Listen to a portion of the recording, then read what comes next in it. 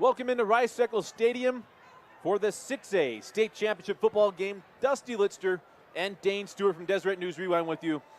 Lone Peak and American Fork, the regular season matchup between these two in the Region 4 game went the way of AF in a big way. But Dane, the championship on the line, rivalry game, part 2.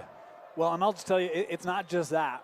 Anyone who watched the semifinal, Lone Peak Pleasant Grove, comes into this game with a whole different opinion of this Lone Peak defense. And, I mean, Dusty, they got after Jake Jensen. We were talking with Coach Beam before the game. He said they were in the backfield before the ball was snapped, not in an illegal way, but just in a way that there was no time for Jake. It's a big factor in today's game. If Lone Peak can give that kind of pressure, this defense, they've circled the wagons, the whole team has, but this is a different defense than they saw in that regular season matchup. We're all teed up and ready to go. 6A state championship underway. Kick goes into the end zone, and we'll bring it out to the 20.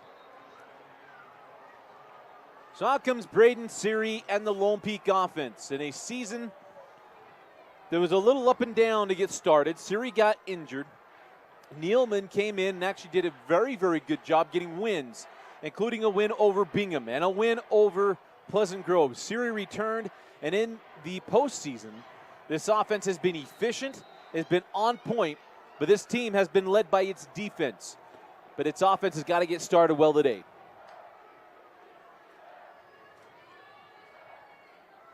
First down, Seary throws. Pass is complete for 8 yards, and on the receptions, number 17, Trajan Hansen. Trajan's one of their deep threats, and I like this start. You know, Seary wasn't asked to do too much last week. He was asked to kind of manage the game. We're going to take advantage of opportunistic situations to throw. It was the ground game they really relied on. I love coming out here on first down, slinging it to Hansen, and just starting to open up that passing game just bit by bit. But love the underneath throw by Seary. Kobe Freeman in motion. They go on the ground with Mason Wake, and Mason will not get there. He gets 1, maybe 2 yards. It'll be a yard shy at the 29-yard line, where it'll be 3rd down and 1. I think Mason Wake has a huge part to play in the game today. If Lone Peak wins, it does it by keeping AF, that offense, on the sidelines. How do you do that? Run the football. And Mason Wake, I mean, we call him the yacht, Dusty. He is big, he is powerful, he's quick, and he's a luxury out of that backfield. Watch for number 13 today for Lone Peak to have a big game. 2 receivers at the top of the screen, 1 near side. They go back on the ground, and I don't think he got there. Wake needed to get to the 30, and he was turned away by this American Fork front. Shy of the 30-yard line, it'll be 4th down and inches. Boy, and it is inches. I'll tell you this. I'm going for it. Look at Wake, and he had to get to the 30, as you mentioned. That's a great stop by American Fork up front. A number of cavemen were there, including Dallin Johnson. Dusty, I'm going for it. I mean, this is like 3 inches away, and looks like instead it'll be the punting unit. It was Connor Gibb, the first one there. He had the 2 interceptions last week. Comes up with a big stop there. Chase Roberts, the All-American wide receiver, waiting around the 30-yard line for this punt. Coach Brockbank will lean on this defense. Beautiful kick. An absolute rocket that Roberts lets take a hop, and it takes a night roll inside the 10-yard line down to the 8. And that is where Boone Abbott and the American Fork Cavemen come to the field for their first offensive possession. American Fork, Dusty, you know, we just saw the 4A championship game. You had Cooper Lega, who is in the top 5 nationally in passing yards. Yeah, Boone Abbott, just a couple slots behind, top 10 in the country in total passing yards. It's been one of the state's most prolific offenses, number 1 scoring offense in 6A this year. And in the playoffs, they've had to go on the road. They've worn the visitor's jersey every round of the state playoffs, and it's meant good things for American Fork in 2018. Yeah, I got a false start on first down. First state championship game since 2014. A loss to the Bingham Miners that night, or that day. It was actually a 2:30 kick as well. It was Zach Atoa and Tanner Smith, Nate Honey, amongst others, that just fell short against the Bingham Miners, a team that was very, very good that year. Wilson in the backfield on 1st and 14, and they'll go to Wilson on the ground, and he is dropped for a short gain. On the stop for Lone Peak was number 50, Max Oborn. It was a great job for Lone Peak. Number 29, Jacob Mumford, also coming in there, was able to fill that gap, allowing his teammate to come and bring that tackle over the top, but a short gain on the play of maybe a yard. 2nd down and 12 for Abbott and the offense. Zone read over the middle, and here is Downing. And Devin Downing has a 1st down for American Fork to the 21. Last week, it was all about pressure from Lone Peak's defense. Well, how do you try to combat pressure? Get the ball out of the hand quickly for Boone Abbott. Coach Beam said he just needs a second or two, and it's going to be about communication up front. Got to get the ball out of his hand quickly. They did so there. Nice 1st down. Roberts at the top of the screen, isolated up there. They go back to Wilson on the read, and he gets maybe a yard to the 22-yard line. It'll be 2nd down and 9. Nice stop by Lone Peak. We talked about this defense. Didn't allow much rushing last week. We're able to tee off on Jensen. If they can slow down the AF running game, which I think is undervalued, then I think, then you can worry about how you match up with Downing and Roberts. All has to stop with stopping that running attack of AF first. Roberts is at the top of the screen as Abbott again on the ground, and Wilson, he stutter stepped and it is thrown to the ground. As initially there was Fotu, and helping clean him up was Michael Daly. Mumford runs right past this. Look, he takes that outside. It allows a lane just underneath him, but a nice job by the rest of that defense coming in and helping to make the tackle. 3rd down and 7 for Boone Abbott. Trips to the top of the screen, Downing near side.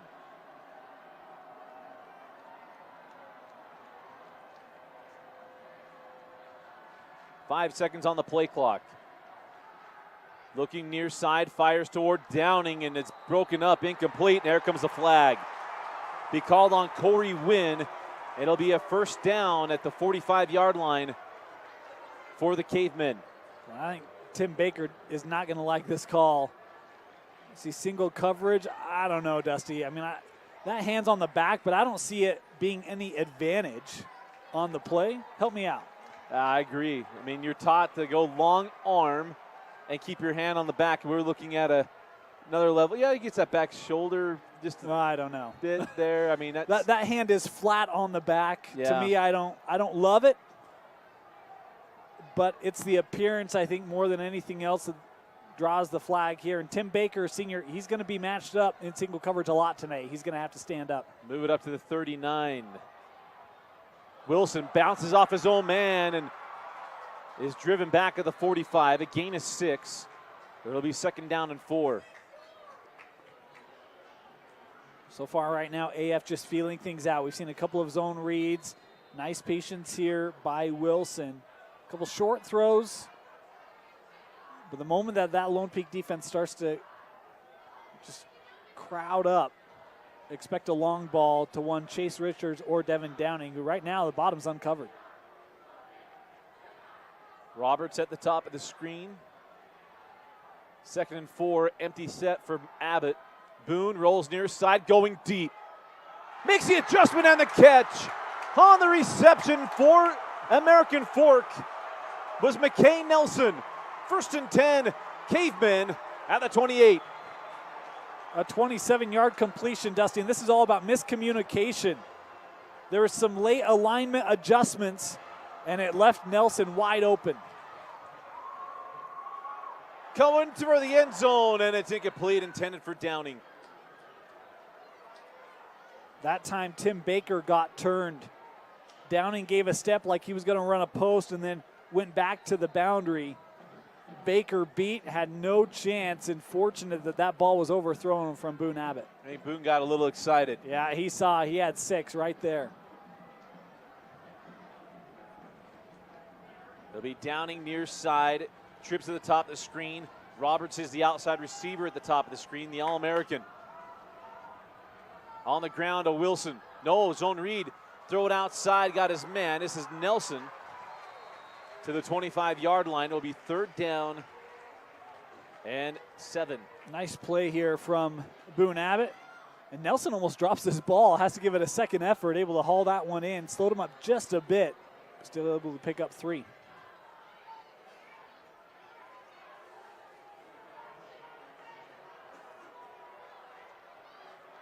Nice first drive for Abbott and the Cavemen.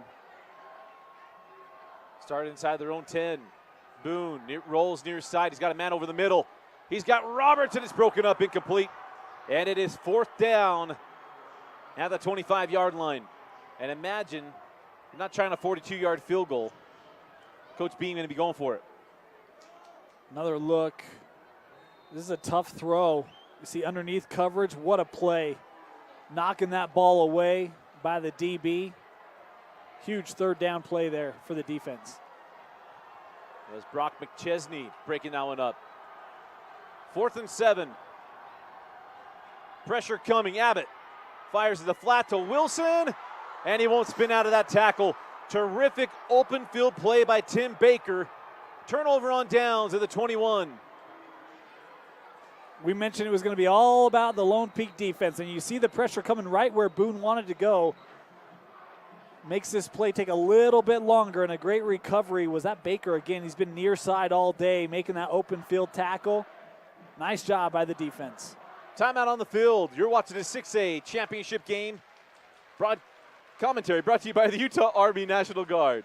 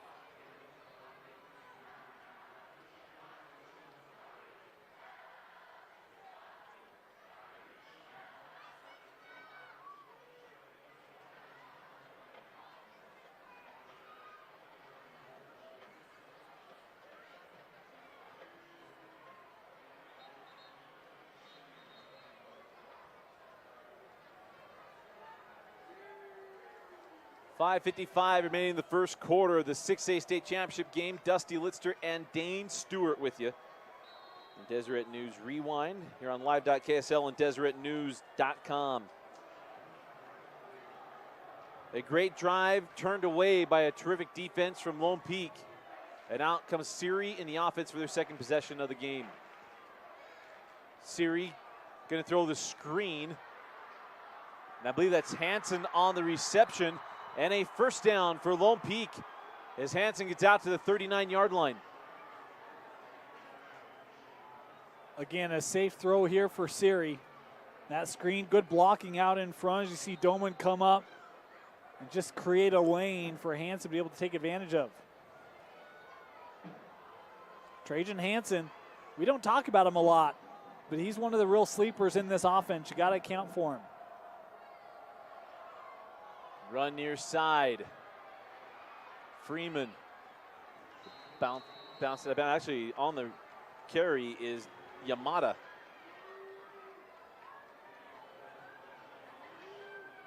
See that pitch. Yamada trying to stretch this outside. Eventually runs out of real estate, still able to pick up. Well, look at him, 4 yards.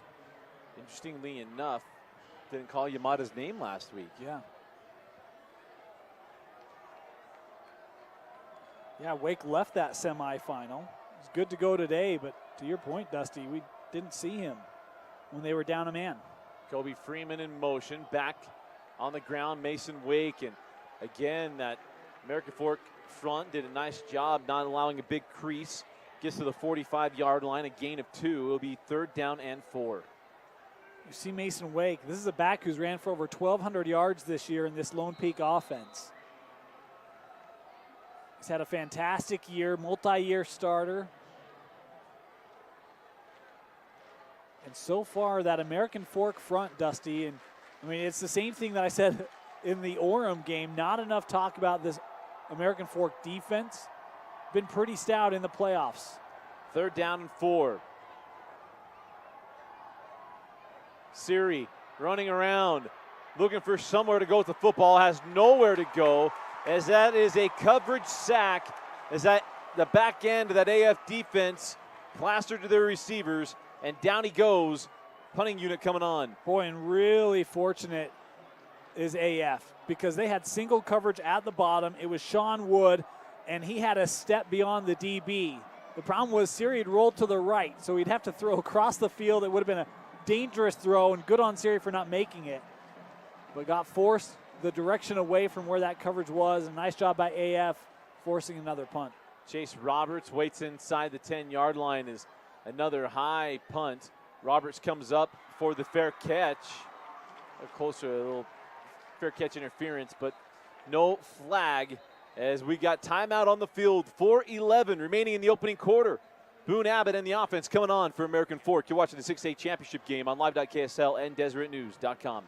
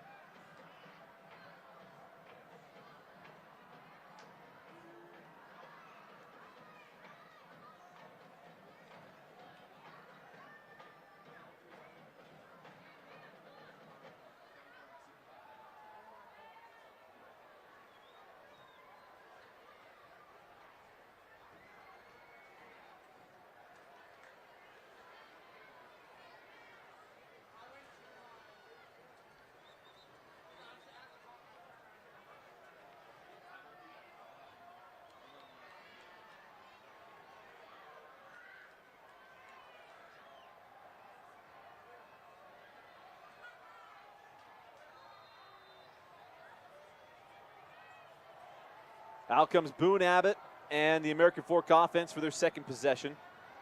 Abbott fires out to Wilson along the boundary, and Wilson scooted out of bounds. Actually, can call him out at the 25.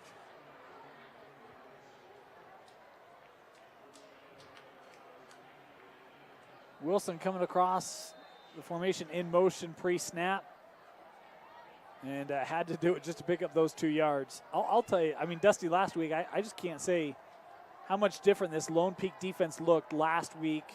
And even, I know it's one drive, they gave us some yards, but this is a quick, aggressive defense for Lone Peak. It is the reason why they're here in the state championship. Throw to Roberts, and he can't hang on. And it'll be 3rd down and 8, as again on his back was Brock McChesney.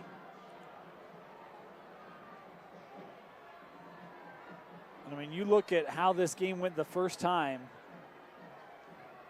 Boone Abbott threw for just shy of 300 yards. Roberts had over 130 receiving, Downing over 120. 250 out of his 300 coming from those two. Roberts isolated the top of the screen with McChesney. Abbott looked that way the entire time and got him. And Chase Roberts has a first down at the 35, his first reception of the ball game. Good for them to get Chase Roberts engaged in this ball game early. They've been trying. The coverage has been really good. This time he gets some separation at the sticks, able to pick up 10 yards, and it's an American Fork first down.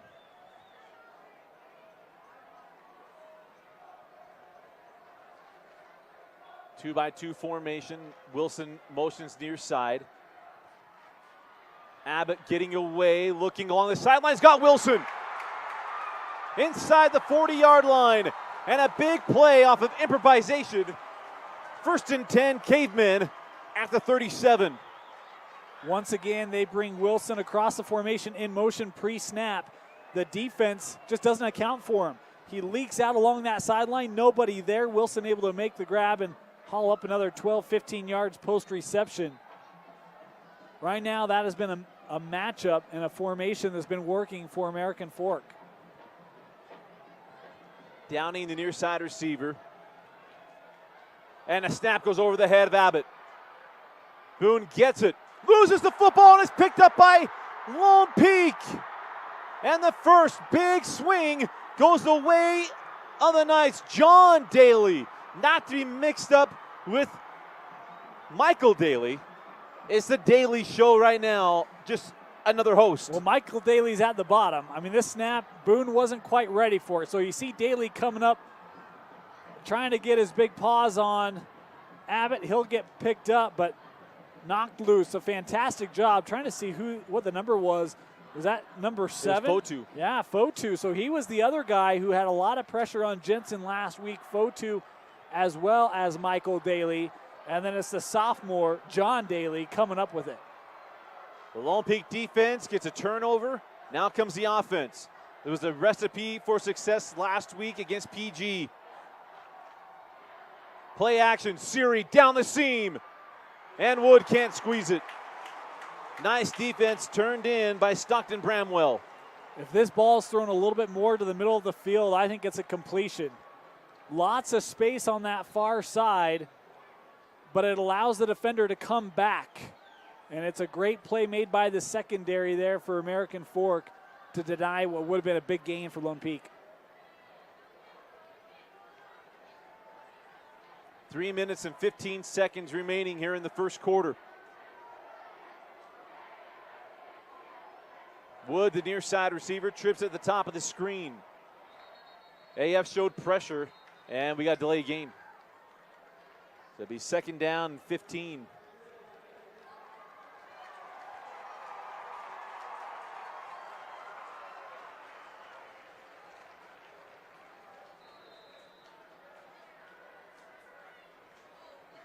So a miss here for Siri and the offense, now putting them behind the chains.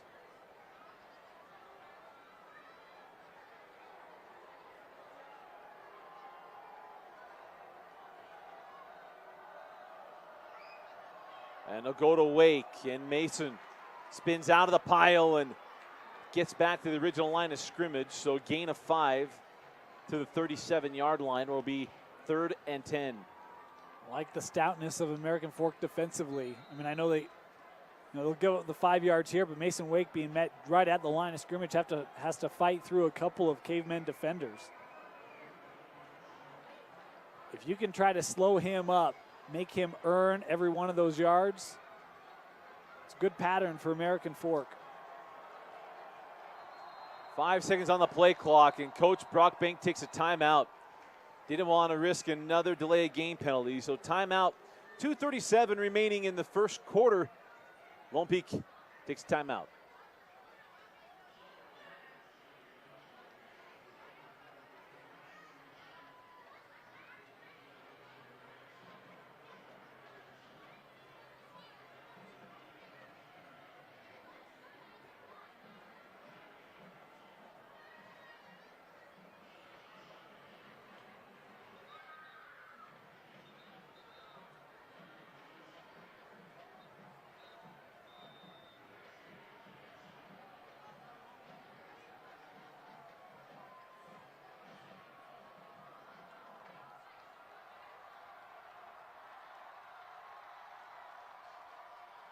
It's out of the timeout, 3rd down and 11. Siri looking deep, got a man, makes the adjustment, makes the catch, and it's a Lone Peak touchdown. Trajan Hansen comes up with a big ball, and the turnover leads to 6 for Lone Peak. Good protection here for Siri. When he has time, he can be as deadly as any quarterback in the state. And you see Hansen with the step, The DB loses footing a little bit, but that throw, there is no chance for American Fork to make a play on that. That's a beautiful ball from Braden Siri. And Lone Peak able to take advantage off the AF turnover. Just like they did a week ago, turn over the offense, and then their offense comes up with a big play. 2:26 left in the first quarter. Lone Peak leads American Fork 7-0. You're watching the 6A championship game on live.ksl and deseretnews.com. Commentary brought to you by the Orthopedic Specialty Hospital.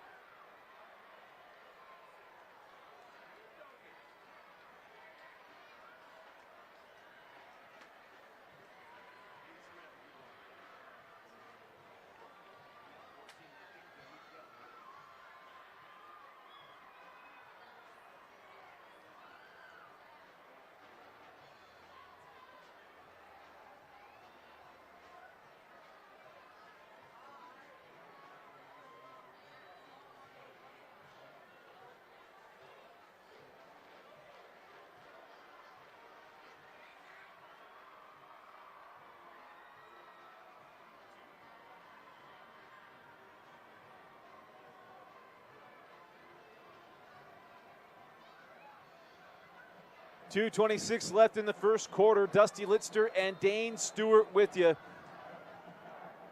Lone Peak turns over the American Fork offense twice, one on a turnover on downs and the other on a fumble, as Roberts takes this from the 10. And chase out to the 25-yard line. And that's where Boone Abbott and the offense will come back on the field, trying to rebound from that turnover and find an equalizer. Unforced, too. I mean, important to just put that out of your mind, right? It's not like it was a poor throw, or, I mean, it's just an unforced error. I'll tell you this, Dusty. It's a bad day to be a door-to-door salesman in American Fork, Utah. How about the crowd on hand today, huh? And nobody home. This is a good crowd. It's a great crowd. And Lone Peak's side filled up fairly well as well, but, you know, this is three out of the last 4 years Lone Peak's been here. Yeah. First time in 4 years for American Fork. Boone Abbott going deep for Roberts, and he overthrows him. Pressure that time in on Boone, and maybe changed this throw a little bit as Baker lost his footing. There was no one there to defend Roberts.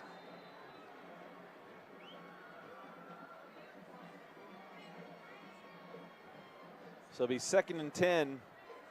Trying to get their big target on the outside going.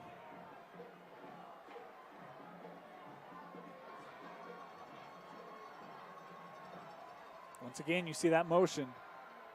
And try to go screen, and it's batted down. Again, that front from Lone Peak, just like a week ago, getting in there and mixing things up. It's Daly. That guy is all over the place. Every week. I almost want to say daily every time, just because it's hard to see these numbers on the black jerseys from a distance. Folks, do you realize how good of a year he had? I mean, a couple years ago, it was, who's the young man up at Washington right now? Led the state in sacks. Molahia? Yes. Had 21, I believe. Daly's at 20 and a half coming into this game. And a false start penalty against AF, as this has not gone the way that they want it to go. Well, the first drive did, Dusty. The first drive, they march right down the field. They get stopped on the 4th down. Last one, I mean, the bad snap. Now you're starting to see some of the Lone Peak pressure get to Boone a little bit. And it's what Coach Beam talked about. We've got to be very clear with our communication up front to deal with some of this pressure. And right now, whether that communication is happening or not, the Lone Peak pressure is getting home. 3rd down and 15 for Boone. Looking left, going left for Downing. And when a big play needs to be made in the playoffs, Devin Downing is making them. 1st and 10, AF. Just been so impressed with the year that Devin Downing has had. And you mentioned the playoffs, the last couple of games, been able to see him in person. Dusty, he has been a monster. And this one going for 22 yards. Devin Downing obviously had a nice game against Lone Peak. We already mentioned that in the first matchup. He's the guy that will just silently take the air out of your defense. Quick throw, complete to Schoonover. And that's to the 46-yard line. maybe the 47. You know me, you know that I really like this Schoonover kid. Just a junior, big frame, able to take a hit. That's a good hit there by that Lone Peak D and still hold on to it. Also plays defensive end on the defensive side, number 28. Going to be a force for AF next year. Has been this year. Downing at the top of the screen. And a false start. AF will back up.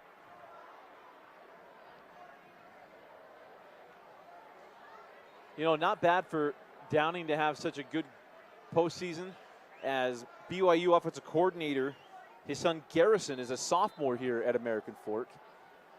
And needless to say, if you grab two of these receivers on this AF team, wouldn't hurt the school wearing blue. Abbott looks left the entire way, back shoulder, and that ball's off the mark, intended for Downing. It'll be 3rd and 10. Although I did say that if Boone's going to SUU, then they better give Downing. Well, I'll tell you this. Boone got an offer from, I believe I saw, Hawaii. Oh, right. I did see that. Yeah, yeah. So, you know, we had mentioned on our show last week that Boone should be getting some more recruiting love. Congratulations, an FBS offer there, and I'm sure there's going to be plenty more Worst to come. places you could live than Honolulu for 4 years. Name one, right? Yeah. Looking to throw. Boone. Will he get away? He will not. Down he goes. It's Fotu getting in the backfield and a sack. And once again, the punting unit coming on. Actually, first time, I should say once again, first time the punting unit come on for AF. To me, Dusty, it looks like this AF front a little rattled. I mean, you're starting to see that's a very similar to Bliss to what we saw last week against PG, untouched. Jared Fotu, one of the best defenders on this Lone Peak defense, isn't set off his path at all. Able to get a free shot on Boone Abbott and able to bring him down. Spiraling kick taken inside the 25-yard line, returned across the 30 to the 31. And out comes Braden Seary and the Lone Peak offense nursing a 7-point lead as their defense is holding down an offense, Dane, that was plus 226 points in the regular season. Dusty, you know the interesting thing, how many times have you seen defense go one-on-one with some of these AF receivers? And it's what Lone Peak is doing. They're counting on some of their pressures to get to Boone Abbott and to force throws while they can stay with these receivers, and it's working here in the first quarter. On the ground, Mason Wake. And the yacht buries his way to the 35-yard line. It'll be 2nd down and 6. Lone Peak is going to approach this game, and they have been in like a boxing match. And it's just going to be body blow. We'll take our shots when we need to. It's what they did last week. But this is meant to be a war of attrition for the Knights. Closing seconds of the first quarters, we're down to 10. Seary pulls, is hit as he throws, and it's complete to Doman across the 40-yard line to the 42. There's a flag on the play. Well, to throw out the flag is that's the final play of the quarter. Down around the 40. It might be an ineligible man downfield. And he noticed just as he's about ready to let go of the football. Yeah, the offensive lineman creeping up the field there.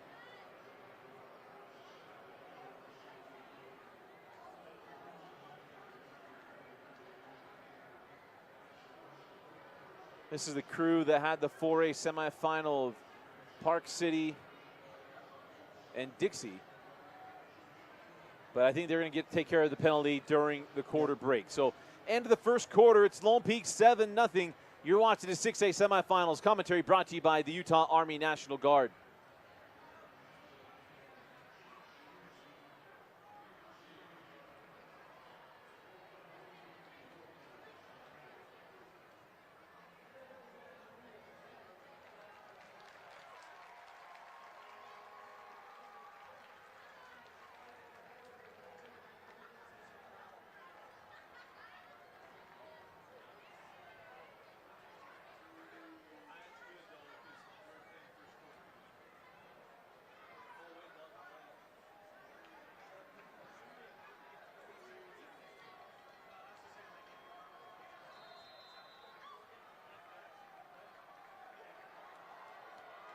So is ineligible downfield, will play the final play of the quarter untimed.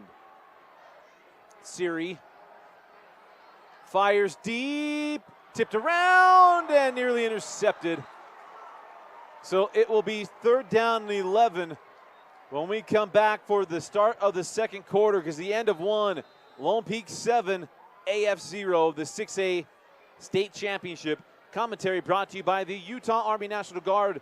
To learn how to get up to $20,000 for your education, go to nationalguard.com.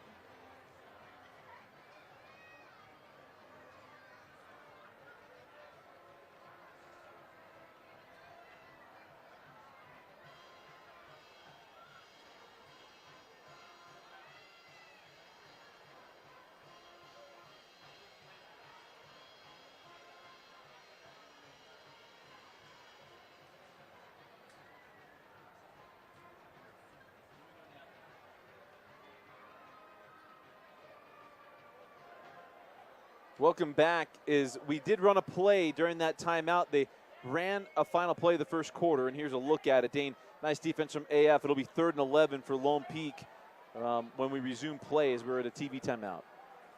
Yeah, Siri getting some time right now, and I know that was starting to break down atop of the pocket there.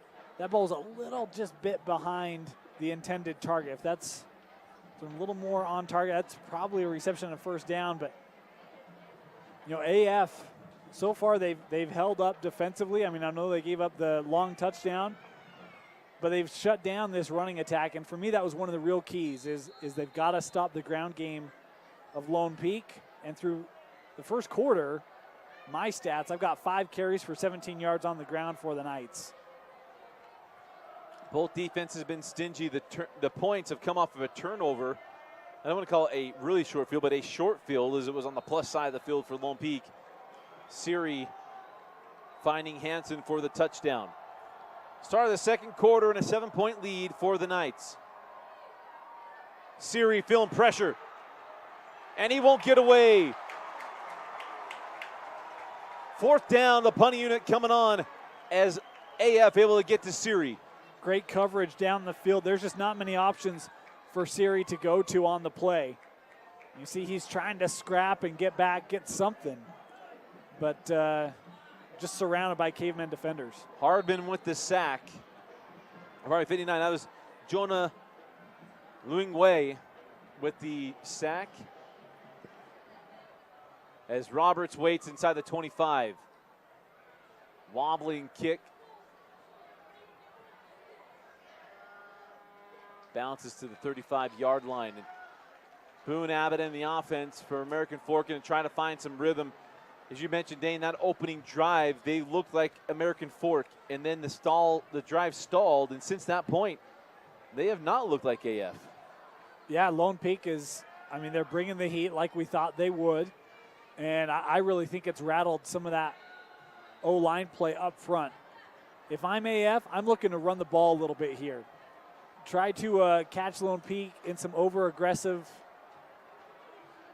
defensive attack. Try to get a lane or something for Gregory or Wilson to pick up some yards. It's going to be zone read with Abbott, and that was sniffed out and dropped. It was Daly getting him from behind with Michael Daly on the front end along with Fotu as well, as it'll be 2nd down and 13. Dusty, I know that we're a whole, 13 minutes into this game, so I think it's time for some overreaction. You compare last week and what Boone Abbott did on the ground with this week. I've got him 2 carries minus 11 yards. That didn't happen last week. I mean, he was able to run pretty freely against Bingham.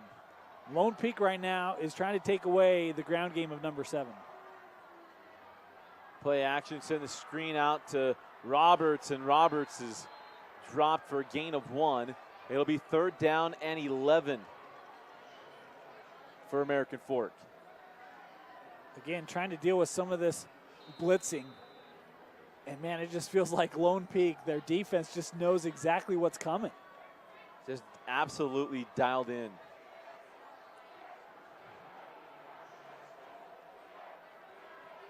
Roberts will come near side here on 3rd and 11.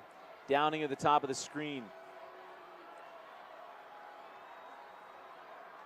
Roberts in motion. Abbott going deep, looking for Roberts. Got him! Roberts breaks a tackle. Chase Roberts. Touchdown, American Fork.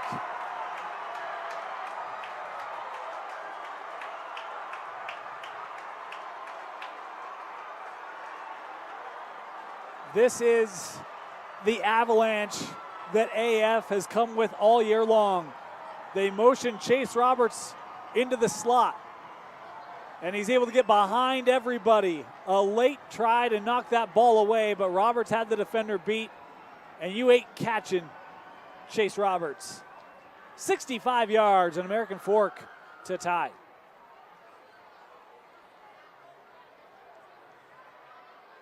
Thompson on for the point after.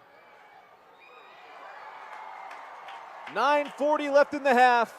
AF strikes big. Tied at 7 in the 6A championship game on live.ksl and DeseretNews.com. Commentary brought to you by the Utah Army National Guard.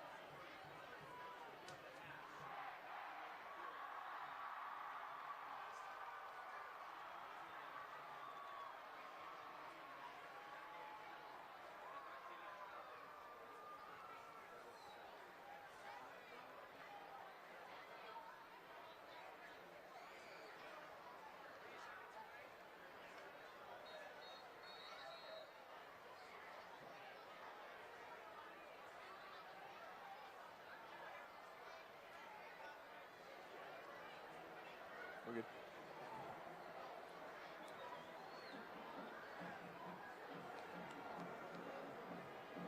$9:40 left in the half, all tied up at 7 apiece. Chase Roberts from Boone Abbott breathe some life into this huge American Fork crowd.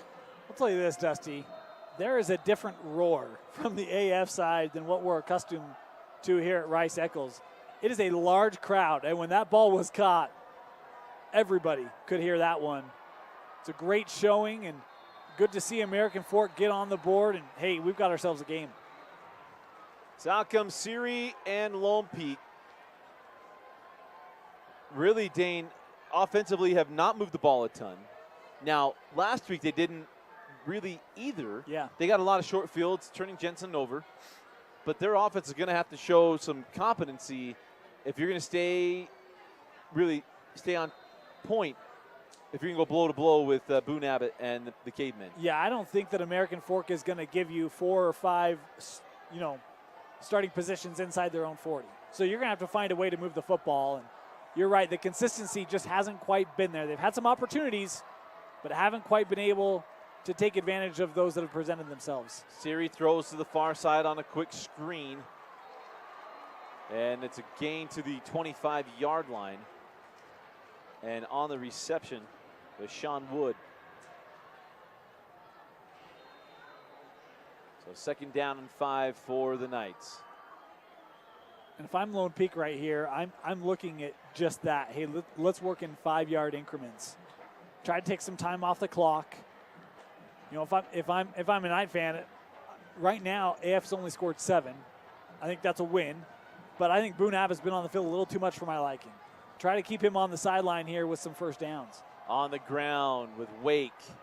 Mason reaches out toward the 28, maybe 29-yard line, depending on which side you got. It'll be 3rd and 1. It's one of the things I love about Mason Wake is his ability to take on contact and to power through it. I mean, that's a big hit in the hole, and Mason's still able to steam ahead for an extra 2-3 yards after that contact. 3rd down and 1. Lone Peak looking to stay on the field as Kobe Freeman has the 1st down. Oh, pardon me, that's Wake to the 39-yard line. 1st and 10. The Yacht picks it up. Love this. And, you know, that's one of the things that I like about the game of Mason Wake. I mean, he doesn't look like he's that fullback here, right? I mean, he is able to shed off guys, but some good speed to get to the perimeter. Just a load to bring down. He's running through contact. Oh, Mr. Incredible taking on all that stuff in the first one. Going to swing it out here near side. And Kobe Freeman, it is Freeman this time, has a 1st down inside of American Fork territory. And now a flag comes out at the end of the play. Near the bench. I'm guessing this is going to go against American Fork, but how about a job here by Doman right there? Great job sealing. Got a little out of position initially, able to get his feet back and able to seal that edge for Freeman. Big play.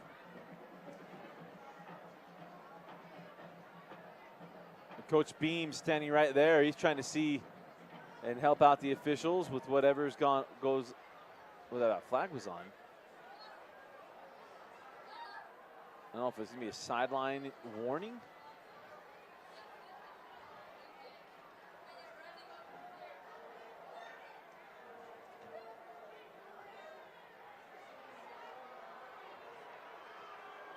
So unsportsmanlike conduct penalty against American Fork, and 15 yards to the end of the run, and so puts Lone Peak at the 30-yard line.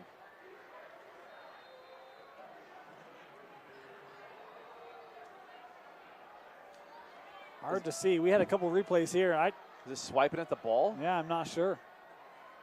So pitch out to Freeman. And no flag on the edge there, as now here it comes.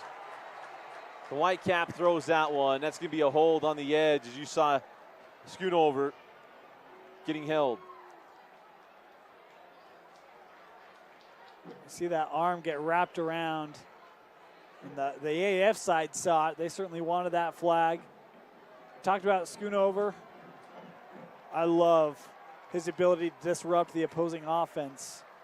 And his athleticism that time gave him good positioning and did just that. So negating, I mean, my heavens, taking back all that yardage. It'll be 1st and 24 back to the 44-yard line. Instead of 2nd and 5. Well, I'm just saying you had the unsportsmanlike conduct yardage. Oh, yes. Yep. 1st and 24 for Siri in Lone Peak. Quick throw through the hands of Hansen. A little tall. And now it'll be 2nd down and 24.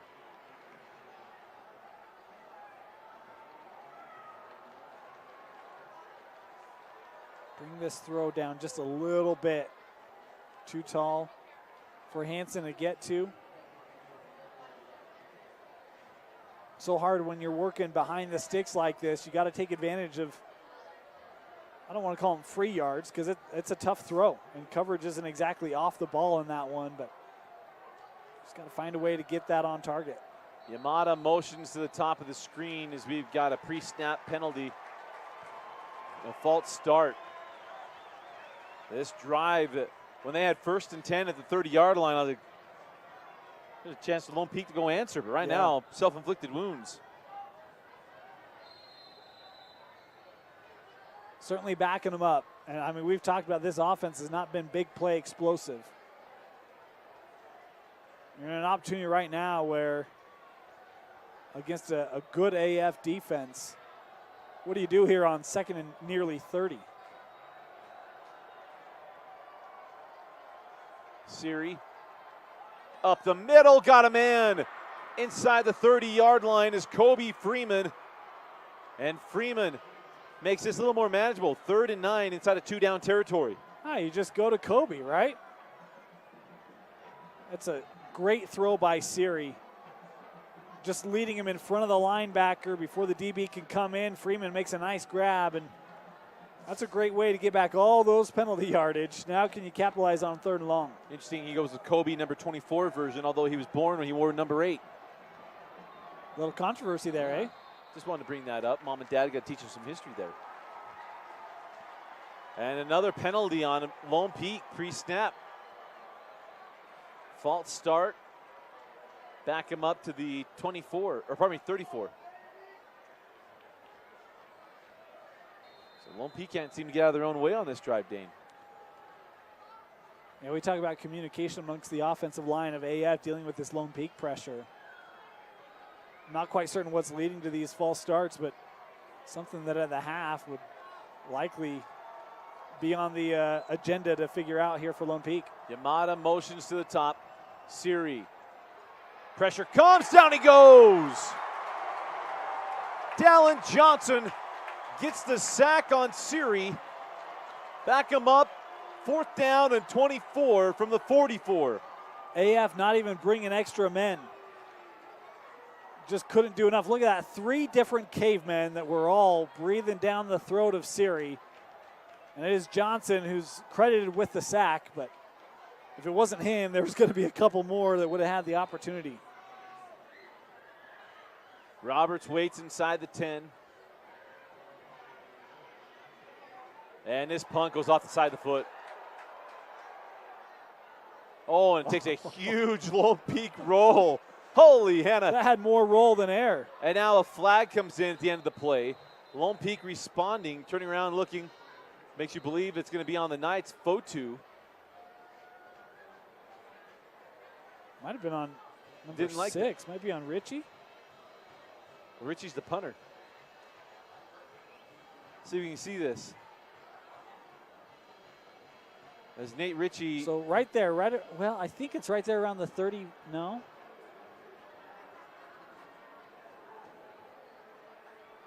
Yeah, so Richie's coming into the screen here. Oh, you see that right on the left side. Yeah, it's actually on American Fork. Look here right about the 30-yard line. Going to have a block right there on the left side of your screen, and that's where the penalty flag came. Man, Thompson Cole's earning his due right there. Right. Timeout on the field. We got an injury. 6 minutes left in the half. All tied at 7 in the 6A championship.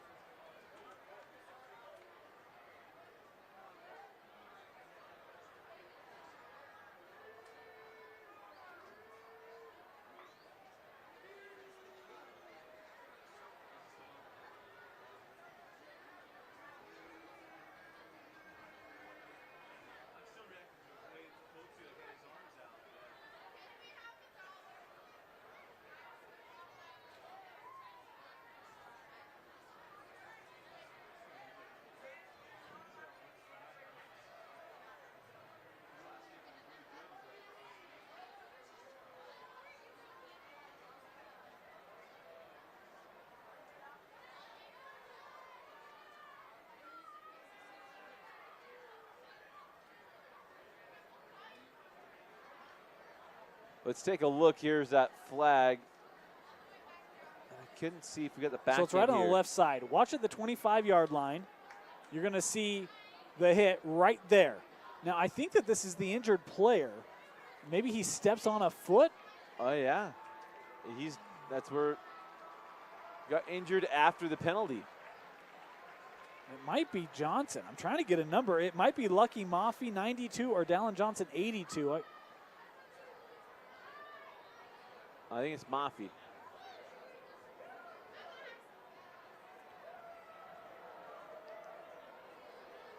See if Lucky can get back on the field, but Boone Abbott in the offense starting inside their own 5-yard line.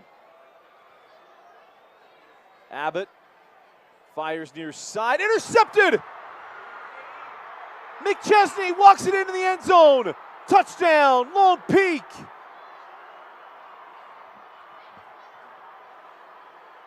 The second turnover of the day converted into points, this time taken care of by the defense.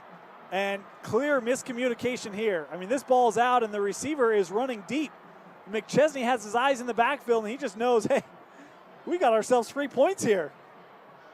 Brock McChesney, a huge pick 6 for the Knights.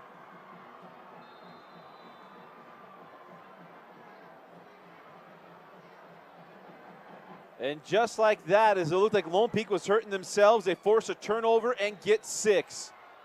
And the point after is no good. 5:53 left in the half. Lone Peak's pick 6 puts them up 13-7. 6A championship game on live.ksl and DeseretNews.com.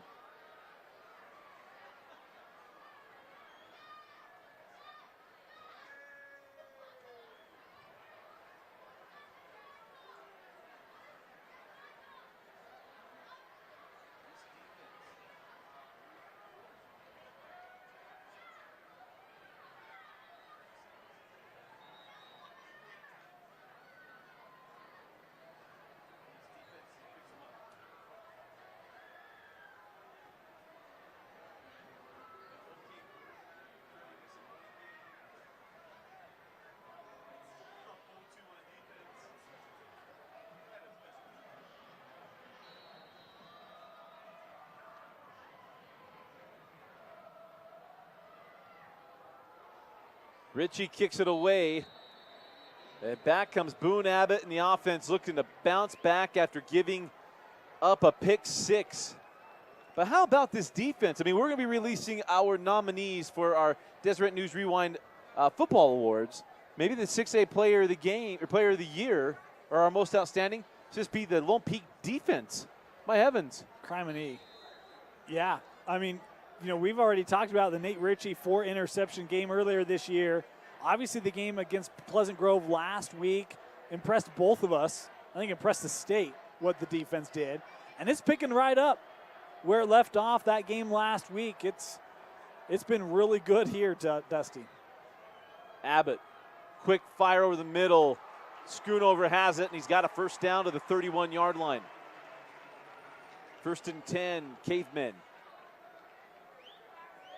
He's a guy that I would involve more in this passing attack. A big body, good hands. You couple that over the middle with some of these down the field threats, I think you can open up this Lone Peak secondary. It'll be Wilson up the gut. And Wilson has his best run of the day across the 45-yard line. 2 plays, 2 first downs. Move the chains for AF. Nice response after the turnover here by the Cavemen. You have the pass to Schoonover, and then this. Look, if you're going to bring pressure and you're going to play man coverage on the outside, you're going to have lanes if you can get through that defensive front. Wilson does just that, picking up 19, his biggest run of the day.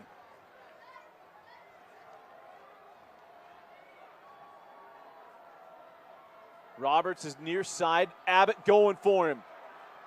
And it's overthrown. 2nd and 10 coming up for AF. I think that was McChesney in coverage, stride for stride. And if you can play Chase Roberts with single coverage, then all of a sudden your defense has a lot of options. And right now, there's something on the Lone Peak.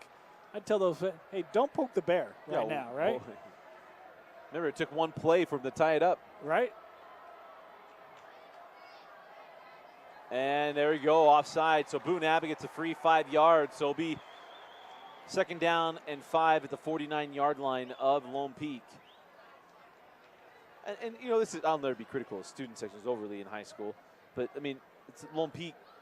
They don't make that chant very often against another team. You know, for me, I just like the phrase "don't poke the bear." You know, I'm not going to go and Chase Roberts. I've called him the 2nd best receiver in the state, and in any other year, he is the best receiver in the state. Just happens to be in the same class with one Puka Nakua. Right. You know, I'm not going to call out one of the best receivers in the state. You might say that in the 2nd quarter. In the 4th, you might be singing a different tune. Fires out to Downing, and Devin Downing has the catch at the 39-yard line. I love the game of Devin Downing. Dusty, I mean, I don't know how many chances you had to see American Fork. I didn't until the quarterfinals. And the moment I did that game, I was like, Downing is an absolute stud. And he has played that way in every game I've seen, which is the quarter, semis, and now today. He does not play like the other guy. No. But he takes advantage of being the other guy. Right.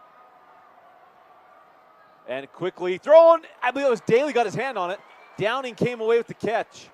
But I believe Michael Daly once again got his hands on the football. He does. They start cut blocking 45.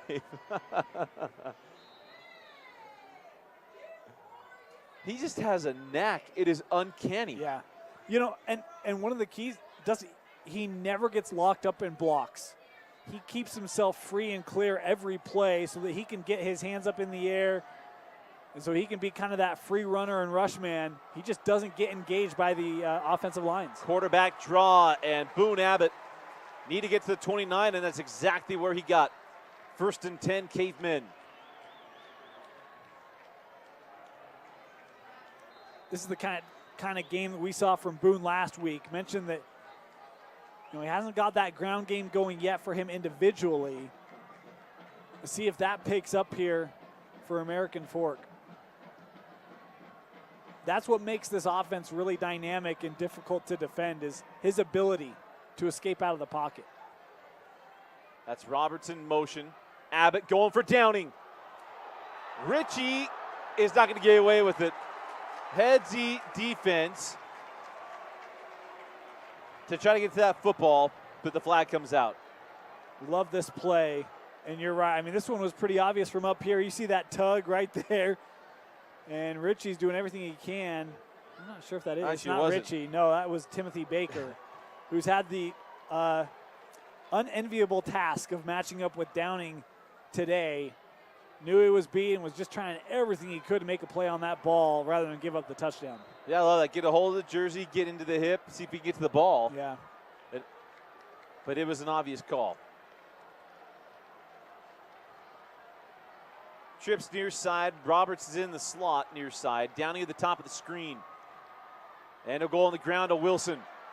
And he just can't slip the tackle. He's coming up making that stop for Lone Peak, I believe was number 23, Keegan Nita.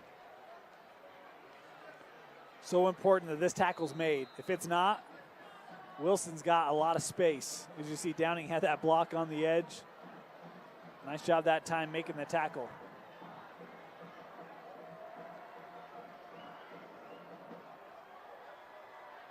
Screwing over, now in the H-back position. Go to Wilson on the ground.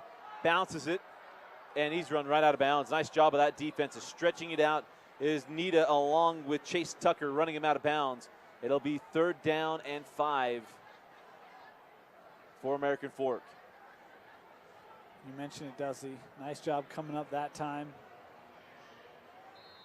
by Jackson Lewis. Excuse me, wrong roster, Chase Tucker. No gain on the play, and another 3rd down here for American Fork. Trips to the bottom of the screen. Roberts is the outside receiver. Downing at the top. Abbott looking right, throws right. Downing, did he come down with it? No, he did not. Nice defense on the outside by Tim Baker. And it is 4th and 5. And looks like the field goal unit's going to come on for AF. Wilson does a great job picking up that blitz up the middle. It burned AF earlier. How about this break on the outside by Baker? Beautiful hand on the ball, knocking that away. Long arm to perfection there. Yep. It will be a 31-yard field goal attempt for Kyle Thompson.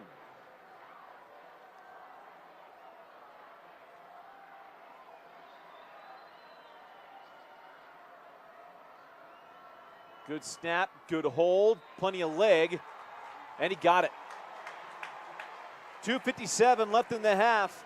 AF puts up 3. Lone Peak leads 13-10. You're watching the 6A championship game on live.ksl and DeseretNews.com with commentary brought to you by the Utah Army National Guard.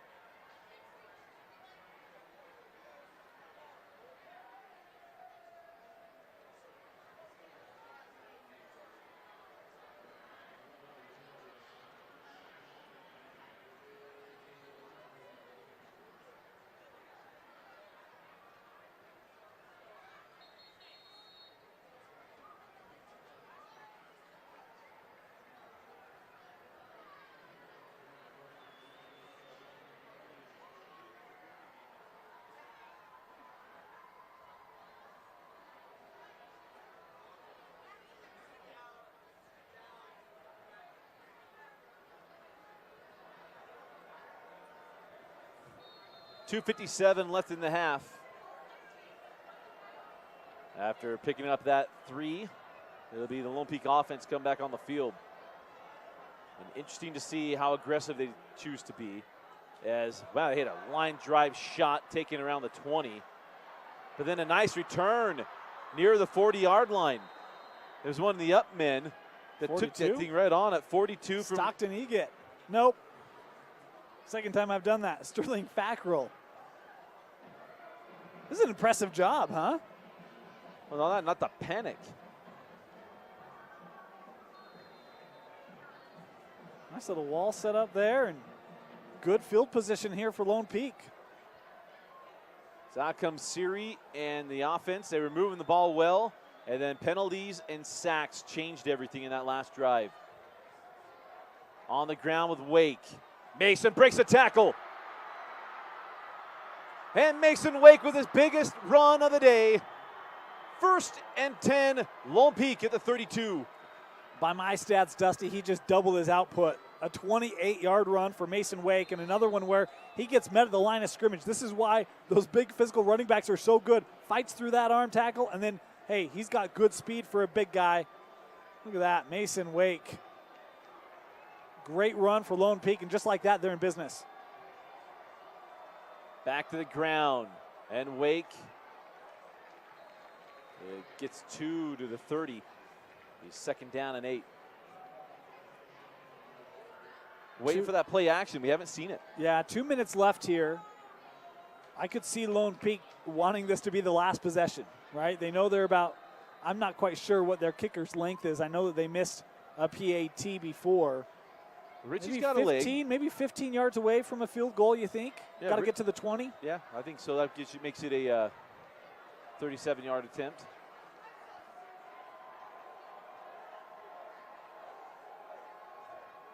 Siri, play action, over the middle, overthrown. Intended for Kobe Freeman, and Freeman wants a holding penalty. Not going to get it. Preston Vaywick was right there. Really not much of a window for Siri to fit this throw in.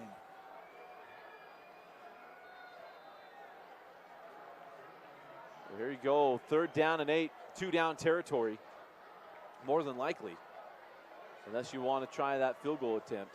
All 3 timeouts left here for American Fork. So, when you look at this, you've got, what, the 139? What's more important to you, the 1st down or moving the clock? Bringing 4. Siri up the seam, got a man inside the 10. It'll be 1st down. Trajan Hansen with the catch, and it's 1st and goal. Lone Peak.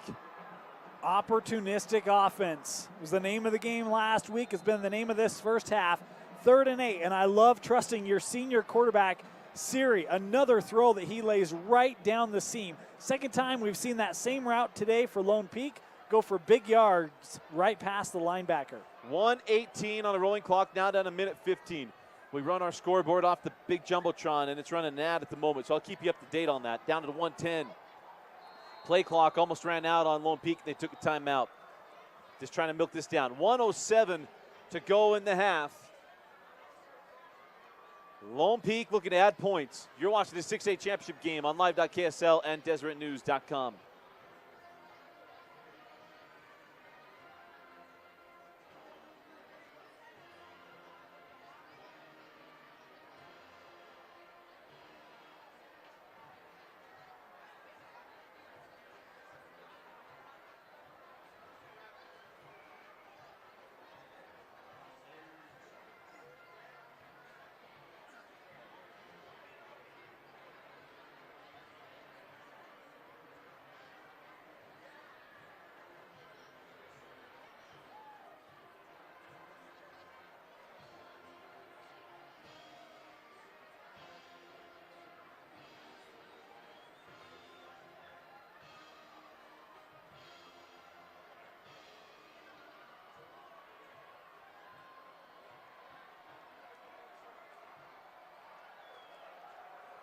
Out of the timeout. And they're going a little wildcat. Mason Wake lined up at quarterback. Falls behind Kobe Freeman. And Wake gets inside the 5, down to the 3. Actually marked him at the 4. And they've been left and right fudging this all day. I mean, contact at the 7. And Wake able to just keep those legs churning for another 3. And he'll stay in the Wildcat. Wake loses the ball, comes near side, and just got back to the line of scrimmage. 35 seconds and rolling. And Lone Peak takes their third and final timeout with 33 seconds left. They just avoided a disaster there, Dane. Yeah, I think AF had it plugged up pretty well. You could say the same thing on that last play where Wake was still able to gain a couple yards. Would have been interesting to see how that one turned out, but instead they'll have to deal with a third down. An interesting first half is Dusty Litster and Dane Stewart with you here at Rice-Eccles Stadium. It was a quick, well, it was turnovers. This first half has been turnovers and miscues. 13 points from Lone Peak off of 2 American Fork turnovers. Yeah, and you know, it was Braden Seary able to take advantage of one of them. A beautiful ball from Seary from 37 yards out. And then, of course, the pick 6. And that's been the calling card of Lone Peak. The defense and what it's done. And right now, you know, Boone Abbott's had a couple nice throws. I've got him 14 of 22, 206 with a touchdown and an interception. That's not a bad afternoon. Oh. I mean, I think the first game was reported 16 of 29 for 290, or 287 or 296, something like that. So Boone Abbott's played well, but it's been untimely turnovers and then big defensive stops for Lone Peak when they've needed them. Lone Peak looking to get up 2 scores. Third down and goal from the 4. Seary looking at the top. Goes over the middle. Did he make the catch? He did. Touchdown. No. Wow. It looked like Wood made that grab. And the official says no. It took him a second to go to the little mental replay. I thought that this ball hits the turf, but I don't think that it affected the possession. Now the question is, what's the high school rule? Another look at this. Yeah. That's the Bert Emanuel rule right there. Yep. Absolutely. Great job by that back judge of being on that one. I just looked at a little tighter shot of this. It looked like he may, as he turns over, he may have been able to keep that ball off the turf. Now, let's say this. High school official. Real time, right. Not a benefit of replay as Richie comes on, and the field goal is good. 23 seconds left. It's 16-10. And let's take one more look at it. We're not taking a break here. Back judge is right there, Dusty, and he's got a better angle than I think any camera in the stadium does because you get shielded. I think right there, it looks to me like that ball's in front of the arm. So I'm going to agree with the back judge. I think this is incomplete. So I think right there is yeah. I'm not sure if that arm gets underneath it. From that angle, it looks to me like the ball's inside of it. Hey, I'll tell you what. And again, there's no replay for a high school official. So people can be like, these. You don't have a benefit. If it's Saturday, we're sitting in a review right now. For 15 minutes. Yeah. And it's going to come back with the same thing because we don't have a camera in the right spot. We're getting Dean Blandino and Mike Pereira on and asking them, hey, what do you think? And they're giving their 2 thoughts. And then you're expecting a replay official to come back with it. Well, he doesn't have the benefit of that. Right. He's taking a bang-bang call, and I actually think, for the most part, he got it, that one. Based on the angle we have, I think he got it right. Either way right there, we're like, ooh. Right. But I think he got it. That ball goes into the end zone, and we'll bring it out to the 20. Who says that Dusty doesn't like officials, eh? No kidding. Ask Vince to cut this one up so we can send this to the Activity Association and all other officials. Oh, another look. Last time. And first of all, great defense. And it's a great effort by the receiver here, Holt. By Wood. Wood, thank you. I got to get my rosters right. It's like the 3rd time I've called the wrong roster. Well, it was pulled down a touch. You can see the name of that one. Yeah, that would help, huh? I only got so much table space. Hey, all we know is that American Fork almost with the length of field in 15 seconds against Bingham in the regular season. Can they do it here? 3 timeouts. Out to Roberts. That shows you in 1 year the amount of chemistry between Roberts and Boone Abbott. This ball's in the air. Roberts sees this thing for maybe a half of a second to make this catch out to the 34-yard line. Maybe 1 year at the varsity level. They've grown up playing together. Won championships in youth leagues. It's been a successful duo for many, many a year. Abbott steps up, now rolls out, pressure coming. Fotu got him, he got rid of it. Incomplete. That is not, they're going to throw grounding. Now, again, I don't know if the high school rule is outside the tackle box and to the line of scrimmage. That was definitely the line of scrimmage. There was not a receiver in the area. See, I thought it might have been short just by a yard of the line of scrimmage. Needs to get it through the 34.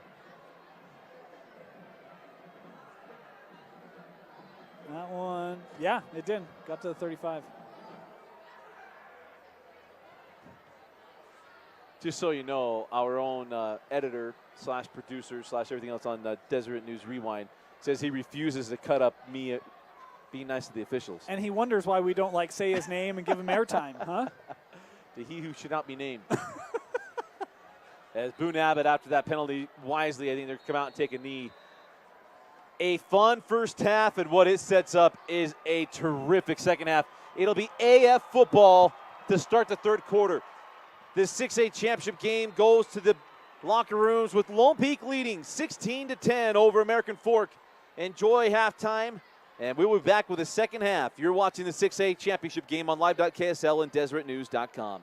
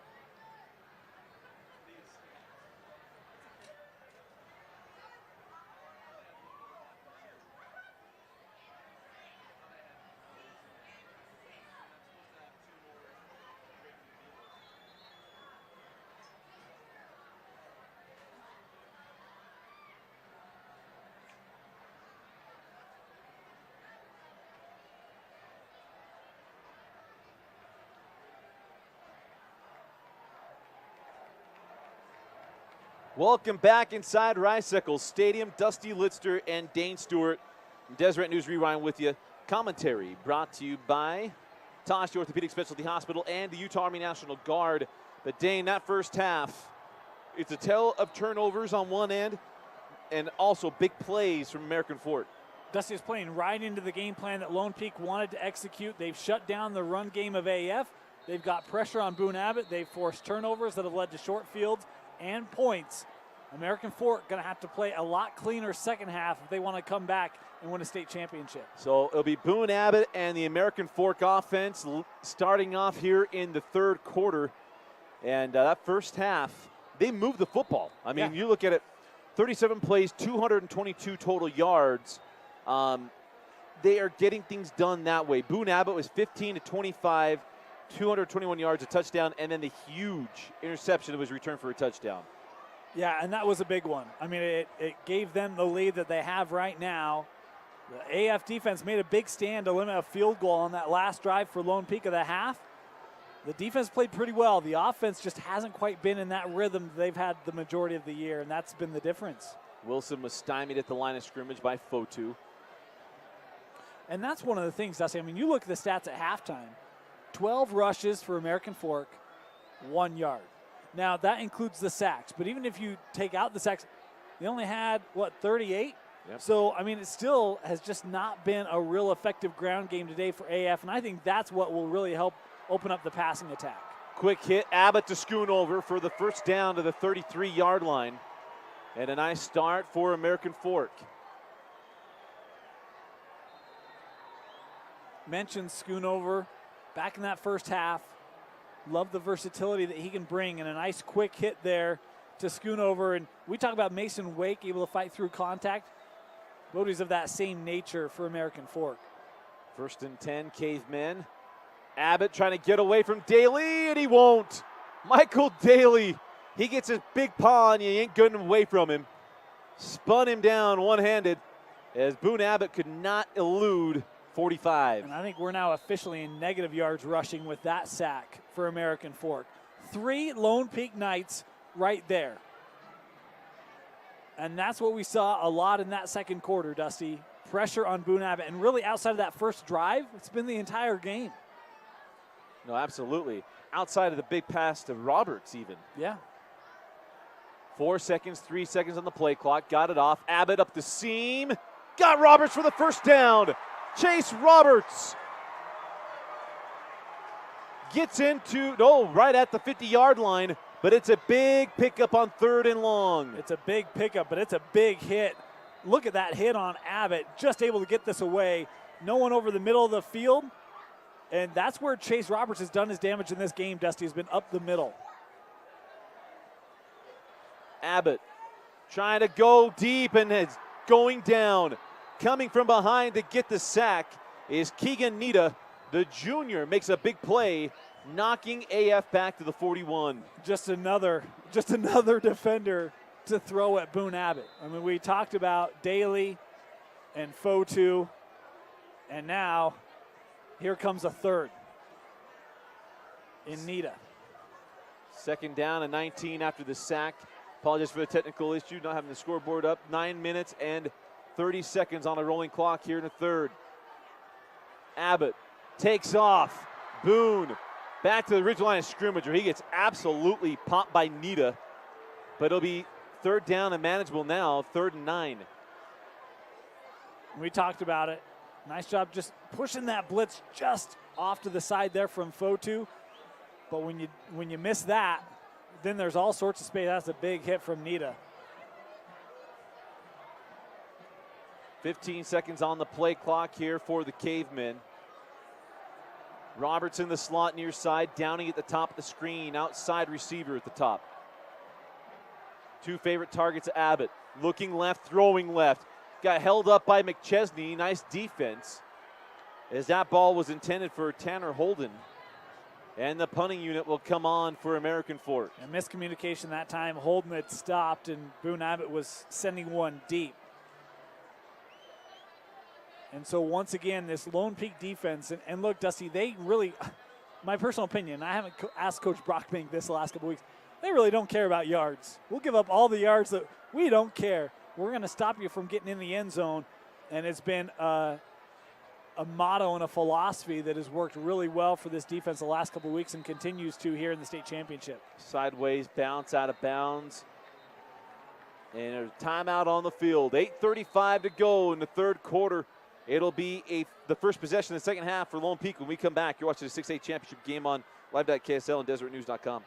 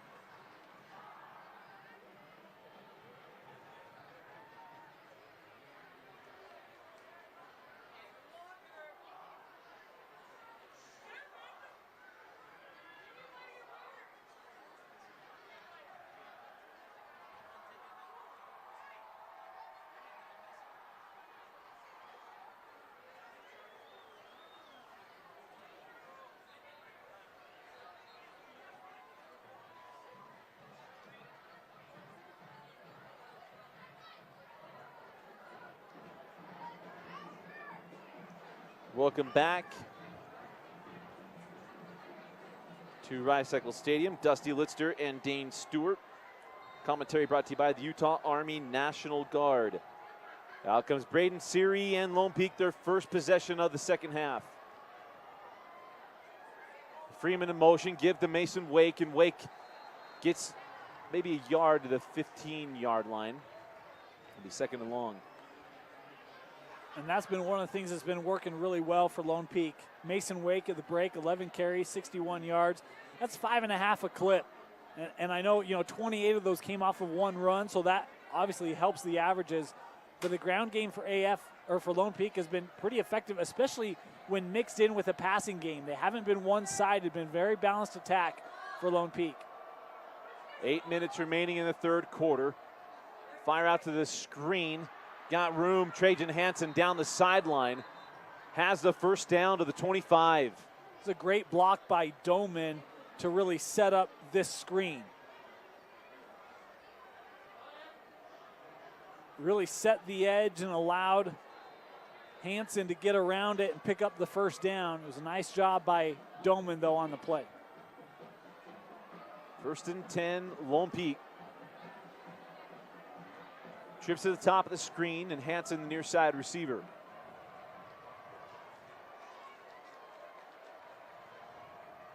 Again, screen to the other side of the field, effective as a gain of 9. Nearly got the first down, does Doman.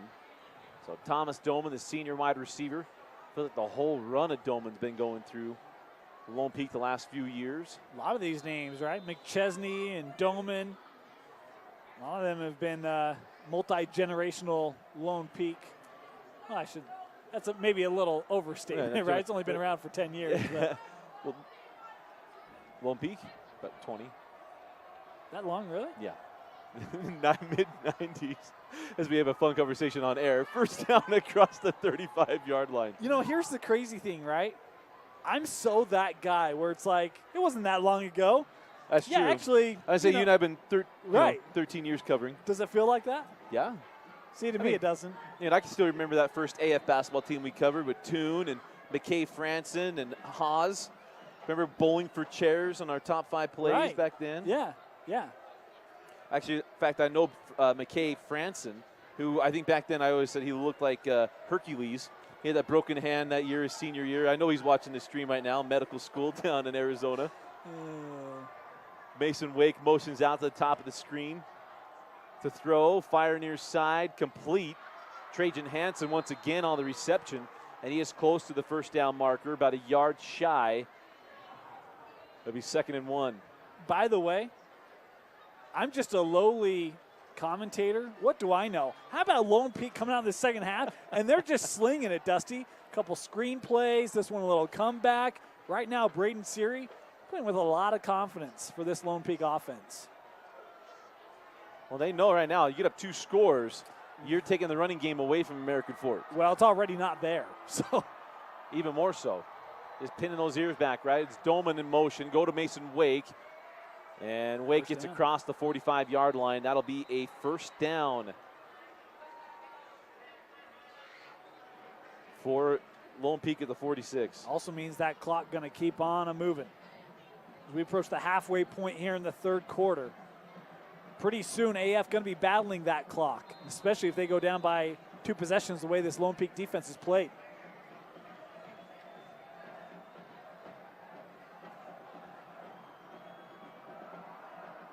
Inside at 6 minutes and 50 seconds in the third quarter. AF just trying to make this game as short as possible. Siri pump, fires short. I think he got a little nervous. He let that ball go. We got a flag in the backfield. Not quite certain if this is a holding. Well, the way they look to the sideline here, near side. Yep. So that's from the spot of the foul at the 42-yard line. That's a big loss. Certainly going to sting. Have another look at it. Right there on the outside, I think. I didn't quite see one there. Doesn't mean it wasn't there. I saw a tug of the jersey. Holding can mean so many different things, right? I hold my daughter. I'm not tugging her, tugging her shirt. Fair enough. Fair enough. AF bringing 4. Siri going deep. And overthrown. Intended for Woods. Or Sean Wood. Not multiple. And it'll be second down and 24. Had a step. This is really good coverage on the play by American Fork. Would have taken a perfectly thrown ball in order to cash this one in. Have another look. I don't mind this at all on 1st and long. You see he's got a step just beyond him and out of play. Glad the camera woman's okay. 6:32 left now. 2nd and 24. Siri over the middle. Intercepted. Hit as he threw it. That ball got away from him. And on the interception is Stockton Bramwell. Mentioned they've been throwing it quite a bit here in this second half to start things off, and the pressure coming right up on him. Siri floats this one a little bit, unable to really step into it and drive that ball down, and floats back to Bramwell, who is able to cash in the first turnover of the day from Lone Peak. It was Jonah Lung Wai who got the pressure on Siri and forced that airmailed throw. So out comes Abbott in the offense. Roberts, the near side receiver. Hit Roberts on the quick slant. A gain to the 46-yard line. Second down and 5. How about a game today for Chase Roberts? I'm trying to do some of this math in my head. I think, well, I have him at 6 for 121, and I'm looking at, and that aligns with officials. So, been a great start for Chase Roberts here in this championship game. Timeout on the field. We'll take it with him. 6:10 left in the third quarter. You're watching the 6A championship game.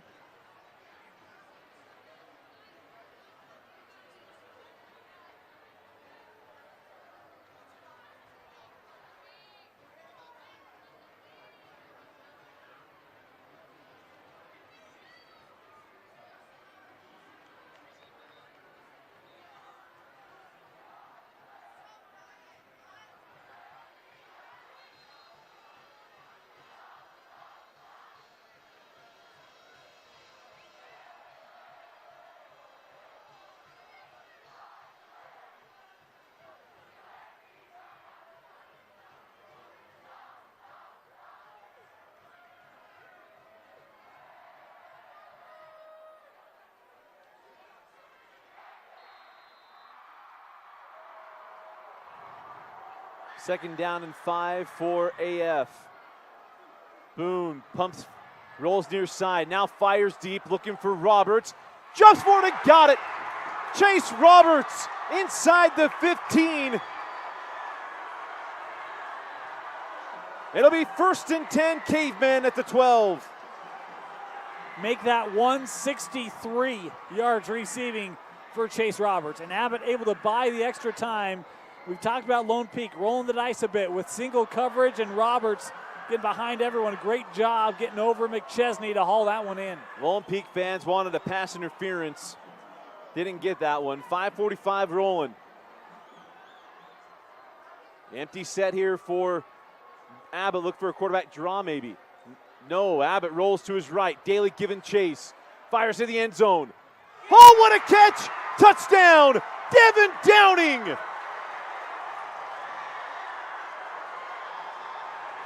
Get this kid an offer. We're tied at 16. This is one of the better catches you'll see. Check this out. I didn't think he had a shot at it, Dusty. Man, that's such an impressive catch. That ball's going away from him, able to snag that out of the air and get a foot down. Man, his name is Devin Downing, folks. Seen all we need to see from that kid in the last 3 weeks. Mercy. Point after is good. Turnover turns into points. 5.5 left in the third. American Fork up 17-16 in the 6A state championship game on live.ksl and DeseretNews.com. Commentary brought to you by the Utah Army National Guard.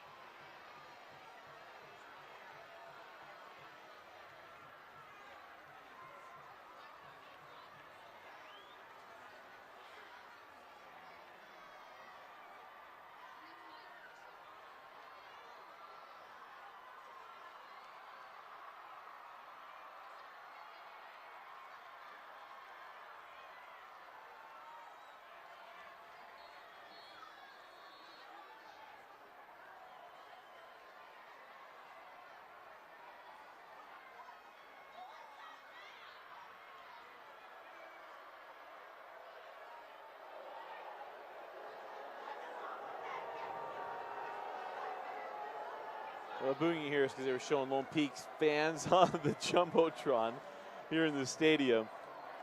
5.5 to go, and still you can see just the energy level changing in this stadium as Downing puts the American Fork up 17-16. I mean, the Devin Downing catch and the Chase Roberts catch, really the definition of American Fork this year. How about this return? The first lead for American Fork is short-lived. Nate Ritchie doing Nate Ritchie things, returns it for a touchdown. He has made every big play this year for Lone Peak on special teams and defense. Lone Peak back on top. This is why you try to get it in the end zone as a high school kicker. It's a yard short, and it's devastating for American Fork. Look at the wall, just mowing guys over. And right now, Richie knows, hey, I just got to beat a kicker. Problem for American Fork? Not as gifted as Nate Ritchie. He triple What a move, right? And 1, Nate 2, Ritchie, 3, triple deke. You said it best, Dusty. This guy does everything.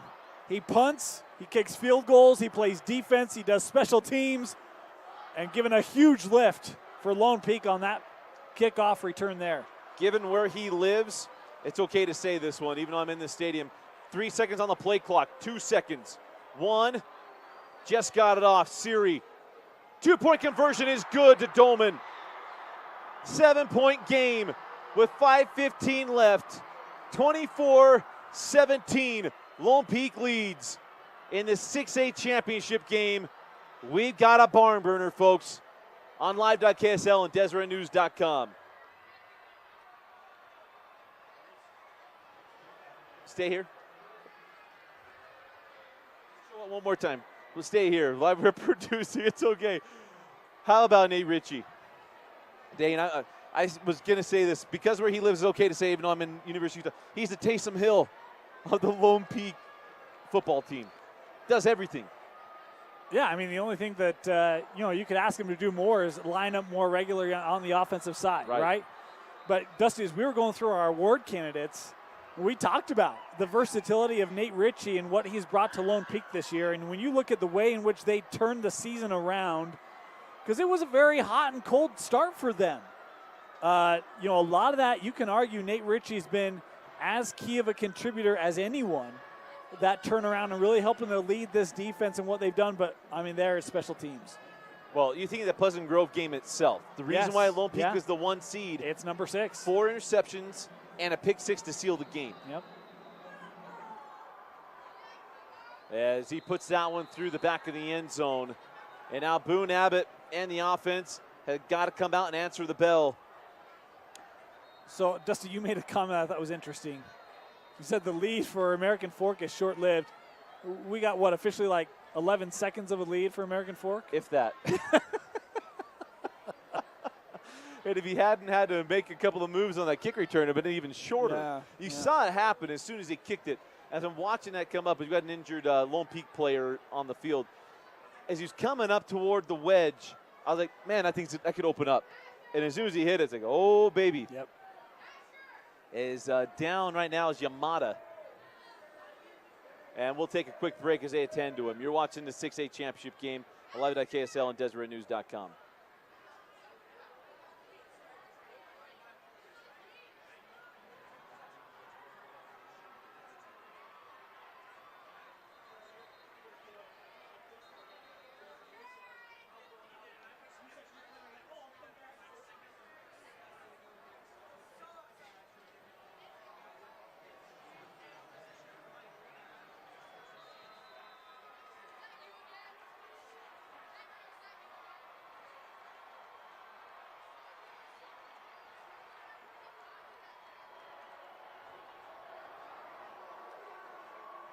Welcome back to Rice-Eccles Stadium. Boone Abbott and Cavemen looking to respond.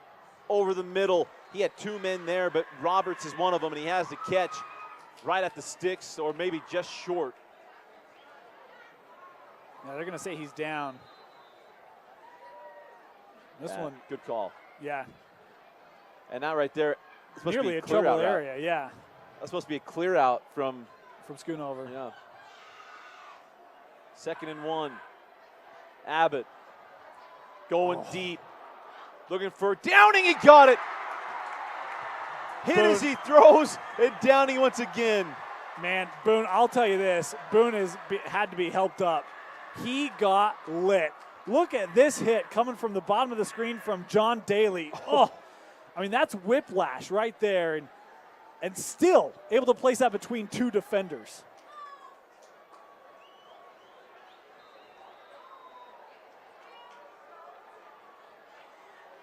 Downing with another big catch. This game's about to get fun. Well, it's been fun. It's going to continue to be fun. Wilson behind Abbott, takes the handoff. Gets inside the 45 to the 44, gain of 2, 2nd down and 8. I mean, I got Chase Roberts, 8 catches, 172. Devin Downing, 6 catches for 86. I have 351 yards passing for American Fork. And we got 4 minutes left to play in the third. Wilson in the backfield, 2-by-2 formation. Boone going deep for Roberts. He's got 2 defenders, got 1 receiver, and a catch inside the 10 to the 5. Chase Roberts. When you got 27 on your side, you just let him go do what he does. Over 200 yards receiving. Again, Boone gets hit. And this is as impressive of a catch, Dusty. Dropped in the bucket. How you go up and make that. Where's that chant now, huh? Well, right. You want overrated? How about I catch 211 yards on you? Trips near side, Downing at the top of the screen. Look out for the back shoulder. Boone hit as he throws and incomplete. A lot of free rushers as they brought the pressure, and getting to Boone Abbott was Jacob Mumford. Man, I'm telling you, American Fork, their colors are red and white.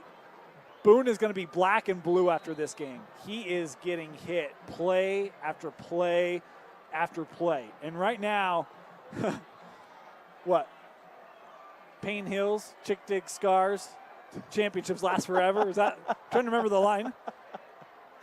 I mean, that's what number 7 right now. Just keep repeating that in your mind, young man. Abbott looking for Roberts, and he can't pull it down. That one got away a little bit from Boone. It'll be 3rd and goal.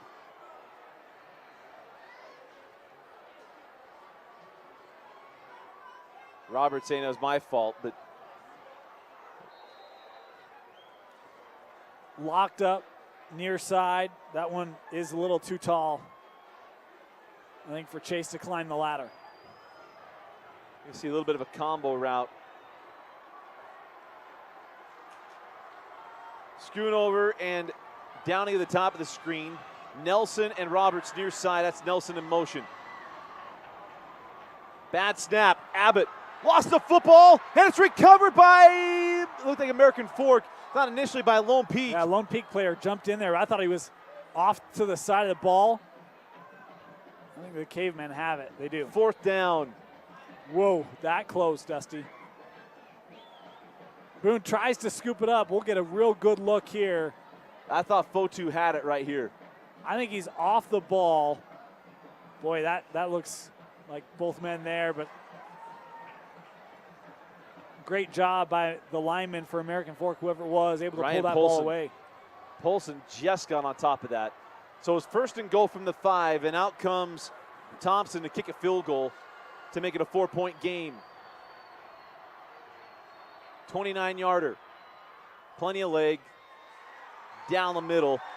2.5 left in the 3rd. It's 24-20. Lone Peak leads American Fork. You're watching the 6A championship game on live.ksl and DesretNews.com.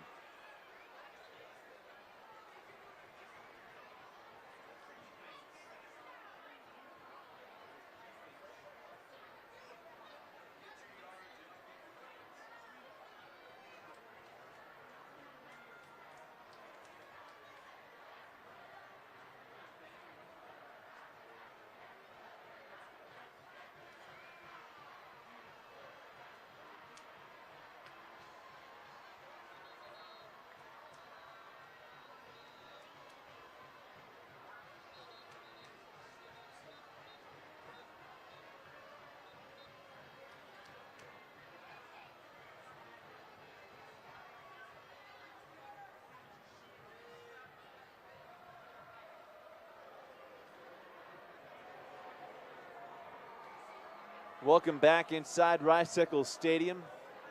Nate Ritchie and Kobe Freeman waiting on this kickoff. They didn't make it to the end zone last time. It turned into 6 points. Better off kicking out of bounds and letting Nate Ritchie maybe get another shot at this. Thompson keeps this one on the ground.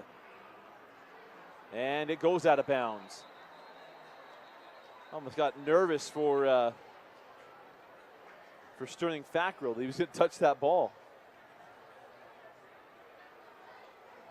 So bring it out to the 35-yard line for Braden Seary. And actually, coach saying kick it again. Well, now, Dusty, you're in a real dilemma. Because can you get to the end zone being pushed 5 yards back? So now you almost have a chance at a return. But we saw in games last week where teams tried this same strategy, didn't work out too well. Yeah. Well, remember, it was on the punt. It was a punt where was it a punt? It was a punt where they had a penalty on it, said, "Oh, kick it again," and then they lost all of it. I'm trying to remember which game it was. I don't remember. Was it Orem? Orem didn't have to worry about anything because we wouldn't have to bring that up. Say, hey, you. How do you really feel, Dusty? Let's just be honest. Oh, man. It was the Olympus Corner Canyon game. Olympus had a good Okay. field position. Okay. They asked them to repunt it, and then the punt was even better. And then last, I think it was 19 yards or something like that.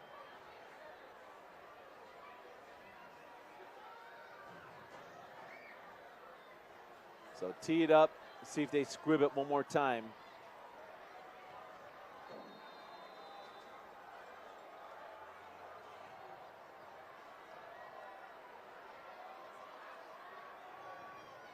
And they do. A little line drive shot taken to the 25-yard line.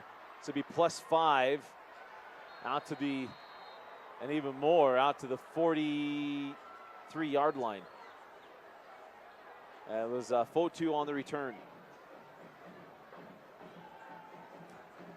So Siri in the offense, a great field position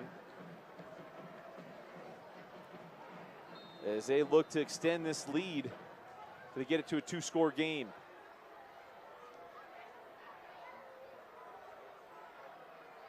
Knew it would be good, living up to it. I'd mentioned, Dusty, I'm trying to keep my own stats here. I got American Fork almost doubling up Lone Peak offensively. A defensive and special teams touchdown has really negated that as Kobe Freeman goes out of bounds here near side, and we got a flag. He was right around the edge where Kobe was coming around. We may have a look at it here near the bottom of the screen. Might be a hold right there. Yeah, hands gets outside the Yep. frame. Yeah, Yep. got hold of Gibb. So, and this has been part of the undoing. I mean, we've talked about, Lone Peak. We said they haven't had huge, big playability, but they've gone down the field a couple times today, tried to stretch it. Right now, fortunately, that holding was down the field, so rather than it being real backed up, it's essentially a 4-yard penalty. So not terrible. See what Lone Peak tries to do here on a long first down. Trips to the top of the screen, hands to the near side receiver. Fire out to Wood, and he gets to the 45-yard line. They'll mark him at the 46.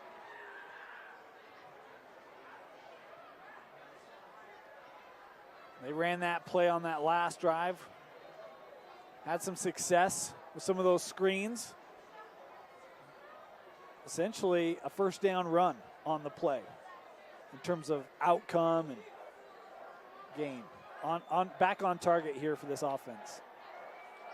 Down to a minute 25 on a rolling clock. Quick set to Kobe Freeman, gets hit from behind. It'll be 3rd and 1 for the Knights. Kobe just going, settling down. Gives Siri a nice target to find. He'll shake the first tackler and sets up 3rd and short. Vickers could not get him down on first attempt. Got to get to the 42. It's inches to the 42. 15 seconds now on the play clock. Lone Peak's had issues with play clock stuff today. Now to 10. I formation inside of 5 seconds now. As Siri got stuffed, he did not get it on the first attempt. Mason Wake came from behind, and I think he now has it. I thought he got it. Not initially, I didn't think he had it. No, I agree. Initially, he was stood up, but I thought he was able to come around that right side just enough. Right there, there's nothing. But I think coming right here, that additional push from Wake, I think that's a first down, and they do give it to him. Yeah, Notre Dame fans still go the whole Bush push stuff. They don't call that. Hey, as an SC fan, I didn't see nothing. I saw it. It was a heads-up play by Bush.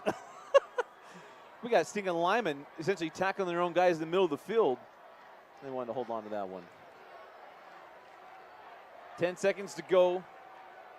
1st and 10 at the 42. Go to Wake. And Mason Wake inside the 40. And that'll be the final play of the 3rd quarter. The final quarter of the 6A football season coming up. Lone Peak leading AF. This is not the region matchup that we saw in the regular season. 24-20, Lone Peak looking for the 6A title. And we come back on live.ksl and DeseretNews.com. Commentary brought to you by Tosh Orthopedic Specialty Hospital.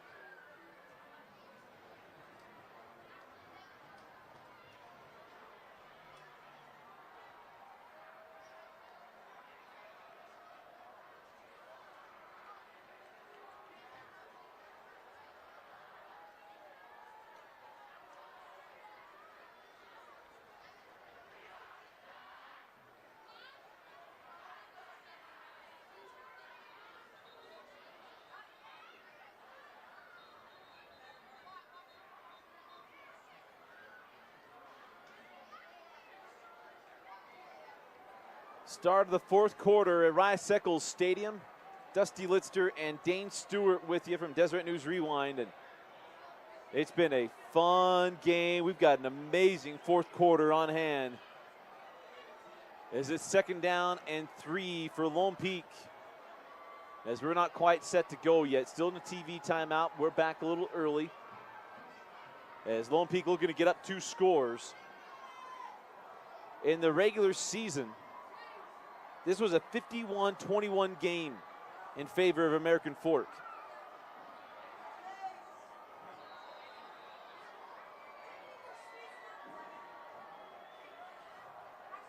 Second down and 3 for Siri.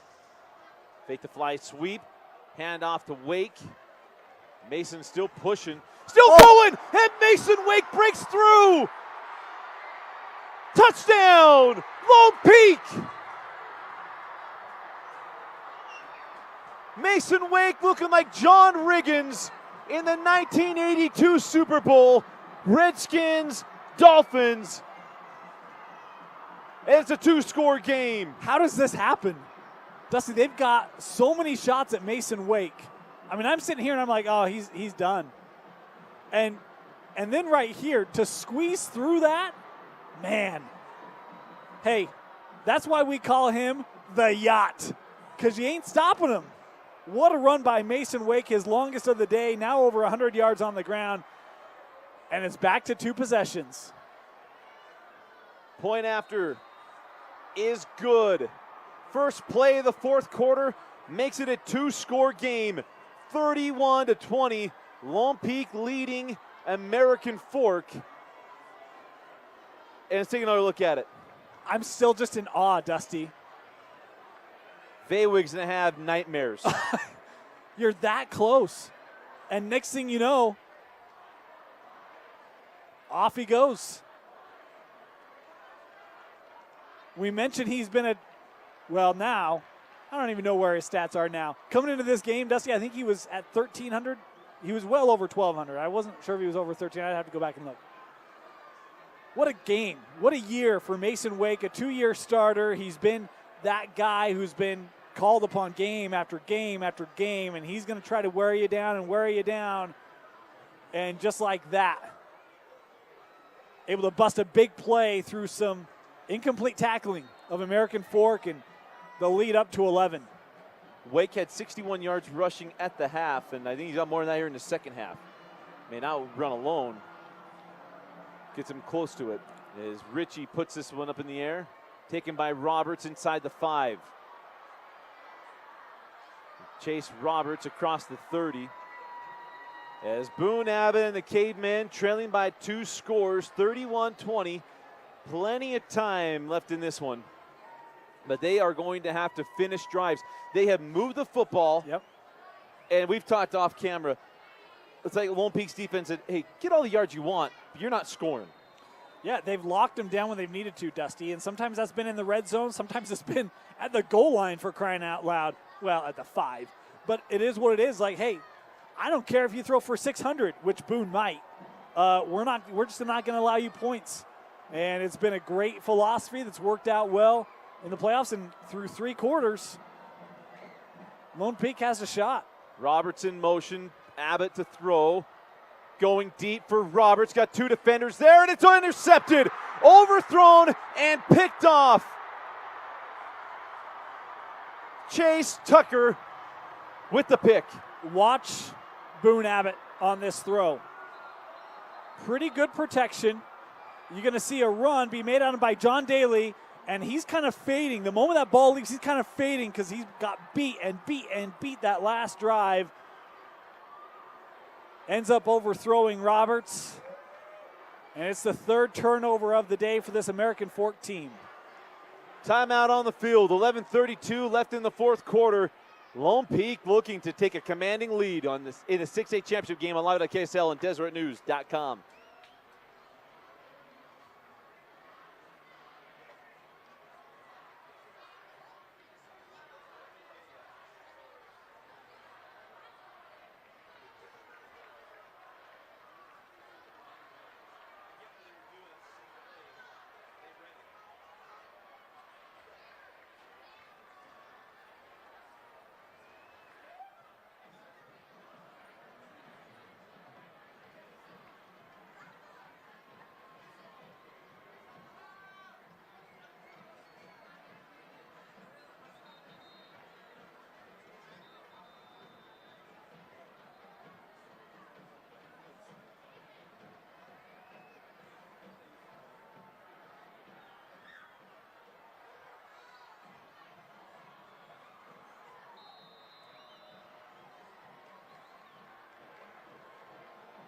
Lone Peak, after the interception, looking to take a commanding lead in this one, a 3-score lead if they get 7.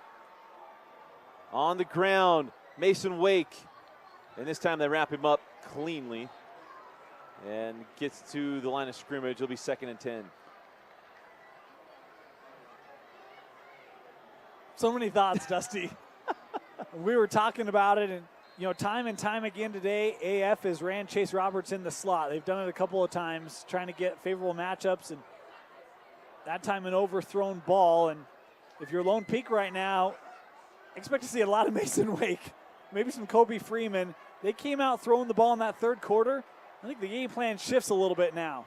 Absolutely. They throw it in, it's nearly intercepted. Tanner Holden read it, just could not pull it in, and Kobe Freeman couldn't hold on to it either. Man, look at how close this is. He was banking that entire time on this very screen pass being thrown, nearly able to take that the distance. It ends up being a loss on the play as it was completed, but woo, that close. There are 2 plays tonight that feel like nightmares for Tanner Holden. One, he could not catch up to Wake, and there he just couldn't quite pull that one in. 3rd down and 13. Siri gonna run, keep the clock running, and down he goes on the quarterback draw. On the stop was number 54, Nate Jackson. And the punting unit will come on for Lone Peak.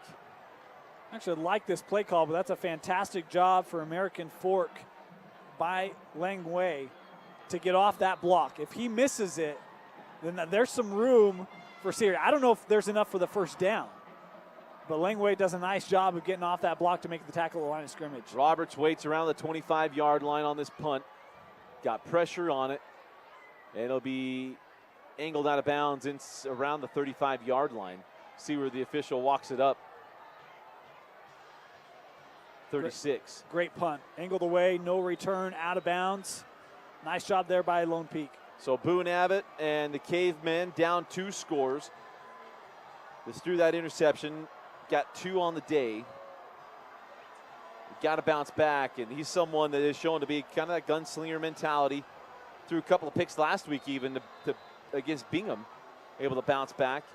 But now their defense got the 1 stop. They need another one out of them if they go down and get the score.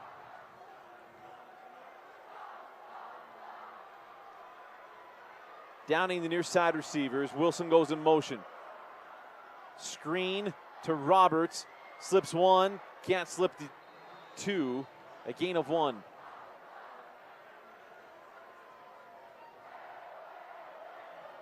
Now would be one of those times where so much focus on Chase Roberts, I would look the way of Downing.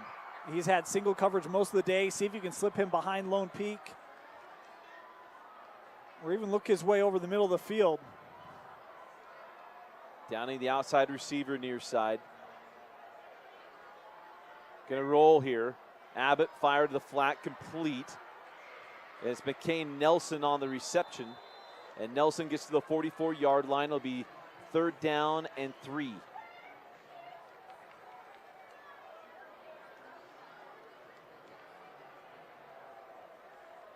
Third reception on the day for Nelson. Does a nice job of shaking off the first tackler. Lone Peak defense continuing to just hunt the ball. Roberts at the top of the screen, Downing near side. That's Nelson in motion. Abbott fires quickly to Downing, got the catch and the first down. As AF now inside of Lone Peak territory to the 46-yard line, 8:43 to go. Interesting, you have a 3rd and 3, and I'm thinking to myself, well, we know it's not going to be a run. Lone Peak doesn't either. It's a nice job by Downing, able to settle down right there, make the reception. I like going to 15. I'd keep doing it. Empty set here, 10 seconds on the play clock. Abbott fires to Roberts, he dropped it. He was thinking about the yards after catch, doesn't squeeze it, and it's 2nd and 10. Yeah, he's getting ready to turn upfield. Having a look, got to complete the catch first. And let's talk about one aspect of this game that's been really big, Dusty. Boone Abbott rushing. it still has been a non-factor. And you think back to Bingham, you think back to some of these other games, his escapability. And when he's been able to keep plays going by breaking outside the pocket, they've found success down the field. But right now, Lone Peak's done a great job of keeping him in the pocket and not allowing him to buy extra time on plays. Abbott gets away, now fires for Downing and got him. Devin Downing with the first down inside the 30-yard line to the 27. And how about that one from Boone Abbott? Great throw, and he's in trouble here initially. Able to get out of the tackle that time, looking to shield it off. Gets his feet back and able to find Downing. Big pickup. Boone throws such a tight spiral. Trips to the top of the screen, Downing near side. Abbott to Roberts, and it's behind him, incomplete.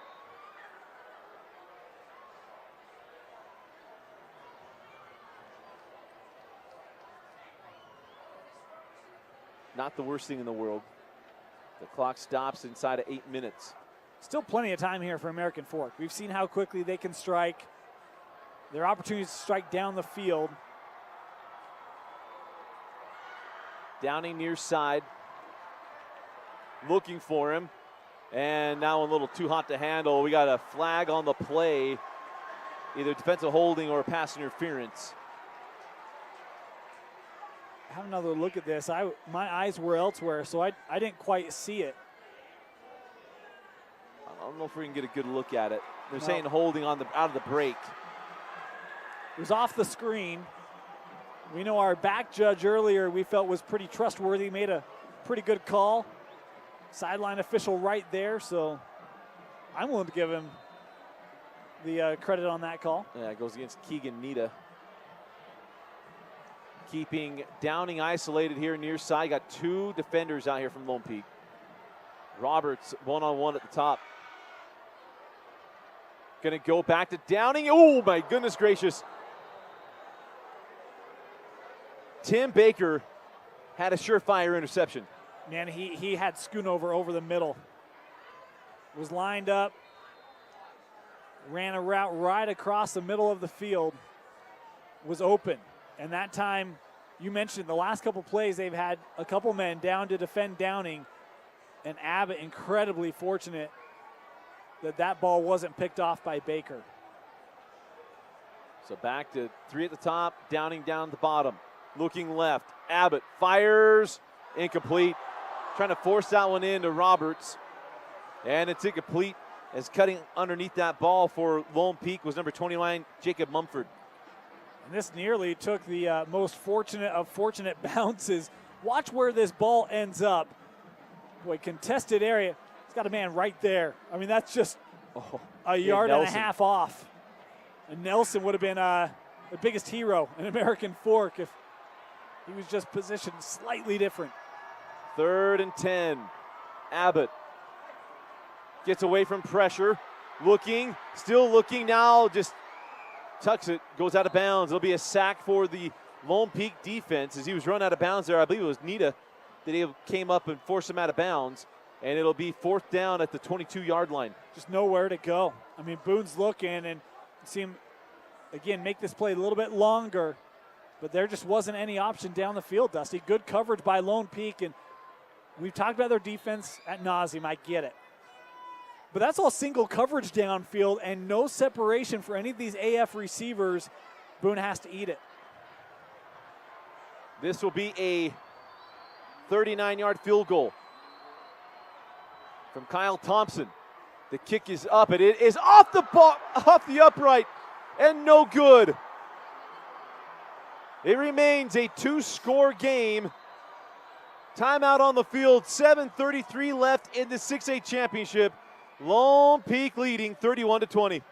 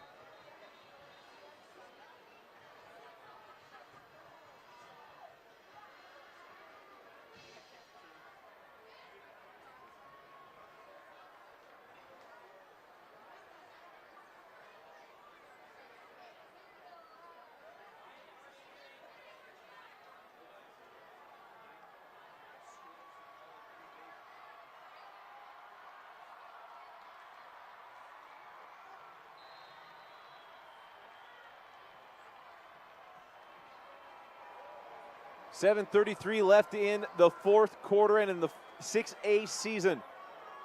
Out comes Braden Seary and the offense. AF's defense up against the wall. They have got to hold. Here comes Wake. And Mason takes a number of cavemen to bring him down, and a gain of 1. It'll be second down and, well, even 2. Timeout taken by AF. Interesting time to start using timeouts. Their first of 3 used here. We'll take it with them. You're watching the 6A championship game.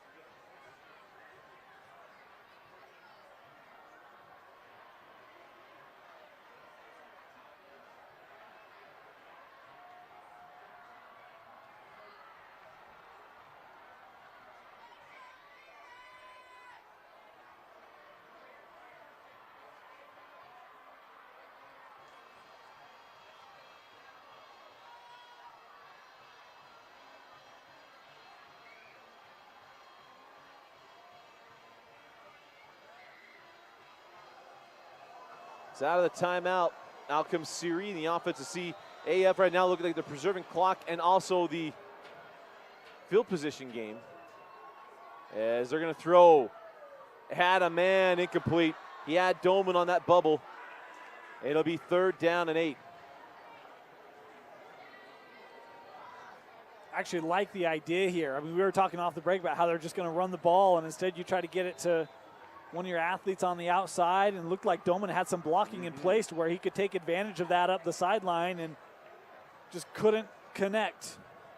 Look at all that room. Room and blocking. Would have had at least 5 yards. Would have set up a 3rd and short. 3rd down and 8. Big play for the American Fork defense. And now Coach Brockbank takes a timeout. 7:23.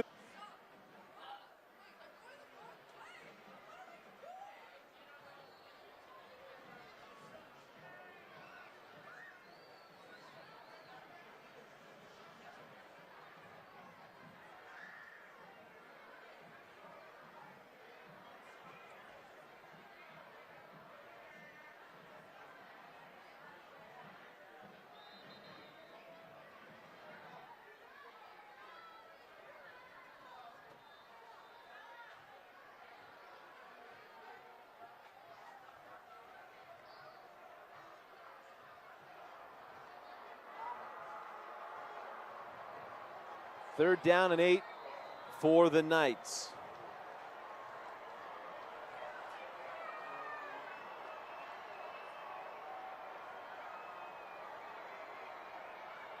Seary moving around, rolling near side, throwing deep, intercepted! Second pick of the game for Stockton Bramwell. And it's a short field for American Fork. Does this ball get tipped? It looked like there was something, not quite enough velocity on it from Seary. You see him trying to buy time. There's only 3 routes on this play. It does. Oh, it does. Schoonover gets the tip. You see he was trying to go right there to that second man, and Schoonover able to deflect the ball, and a fantastic job there from Bramwell. Second pick of the game for Stockton Bramwell. How about this? Roberts and Downing at the top of the screen. No, pardon me, Downing's near side. I apologize. Nelson in motion, and now we got a penalty. False start on American Fork. Boy, so big. I don't want to say you had this game locked up. AF is prolific, and they can move the football they have today. Can't give them a short field. And I know that that's not, where it's intending to go. The deflection has a huge part. But huge play from that AF defense when they needed it most. Abbott over the middle, incomplete, look intended for Schoonover. Nate Ritchie Tried to jump that route. Nice read by Ritchie. And it's 2nd and 15. I have 4 straight incompletions and 5 of the last 6 from Boone Abbott. Well, that one maybe throwing a little hard there. Schoonover had that ball in his hands. Now it is both Roberts and Downing near side. Imagine they're attacking the middle of the field here. Abbott got Roberts. Need to get to the 18, or 19, got to the 18. 1st and 10. American Fort, as we're nearing 7 minutes left. 11 receptions, 228 for Chase Roberts.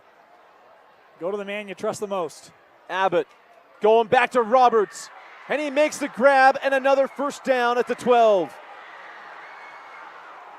3 Lone Peak Knights there, one of them able to deliver a big hit to Roberts. He holds on to it, and just like that, AF, 1st and goal. Trips near side. Boone rolls near side, looking for Roberts. Incomplete.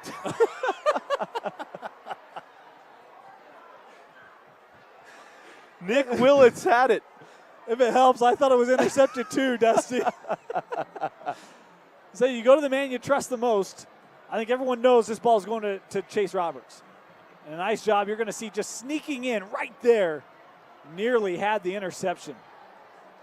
Somewhat of the form of sprint right option, which is a West Coast offense play. 6:40 left in the 4th. Abbott back to Roberts, makes the grab, and he's tackled by Ritchie. Inside the 5-yard line. It'll be 3rd and goal. Last 3 throws, 4 throws have all been to Roberts. 3 of them have been completed. Right now, if you're Lone Peak, you know where 27 is. Marked him at the 2-yard line. It's going to be Ritchie guarding Roberts. Abbott, quick throw, batted down by Daly. No, pardon me, that was Nita. And now 4th and goal from the 2. Maybe your last chance for American Fork to stay in this ball game. And Dusty, I'm seriously thinking about a field goal. Gets it back to 1 possession. The only problem is you're pretty offset here. Yeah, it's a hard angle for a right-footed kicker. Yep.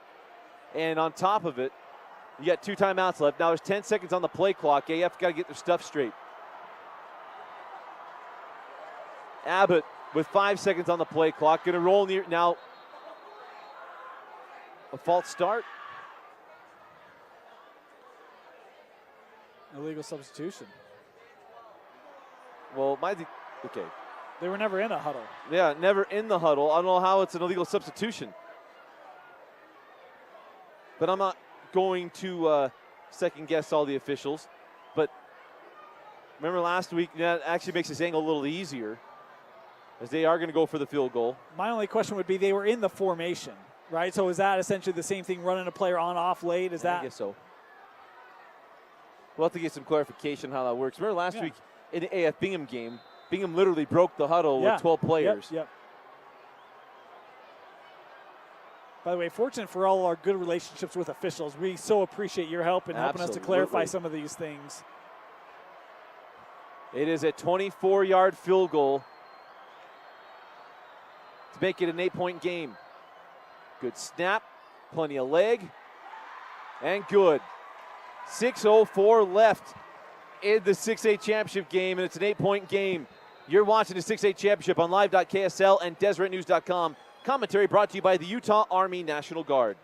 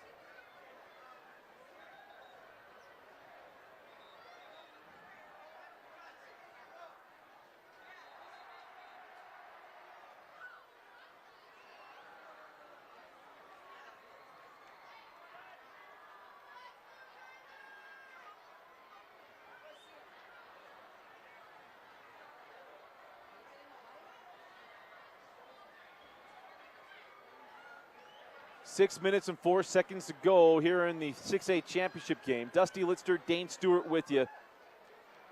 And interested to see what AF does. Lone Peak playing for the onside kick. I don't know if you pooch it, but Nate Ritchie back deep.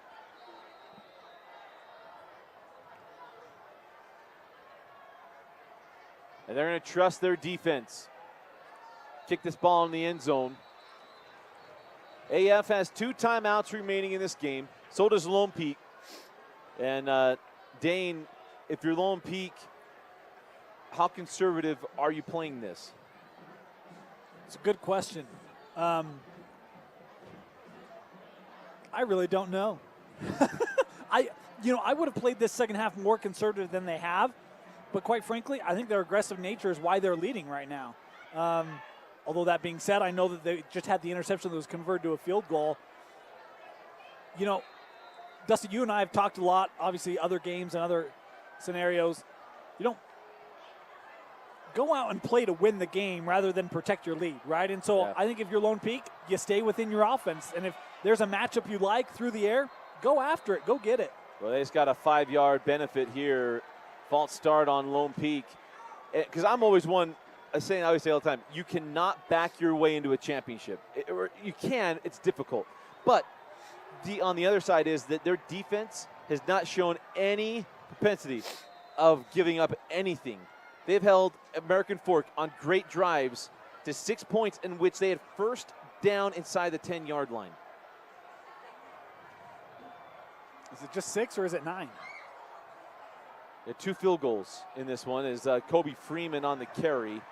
Don't they have 3? It was AF? They scored 7, kicked the field goal, get the 10. Yep. Had a touchdown to get it to, oh yeah, you're right. 17? Yep, held them to 9 points.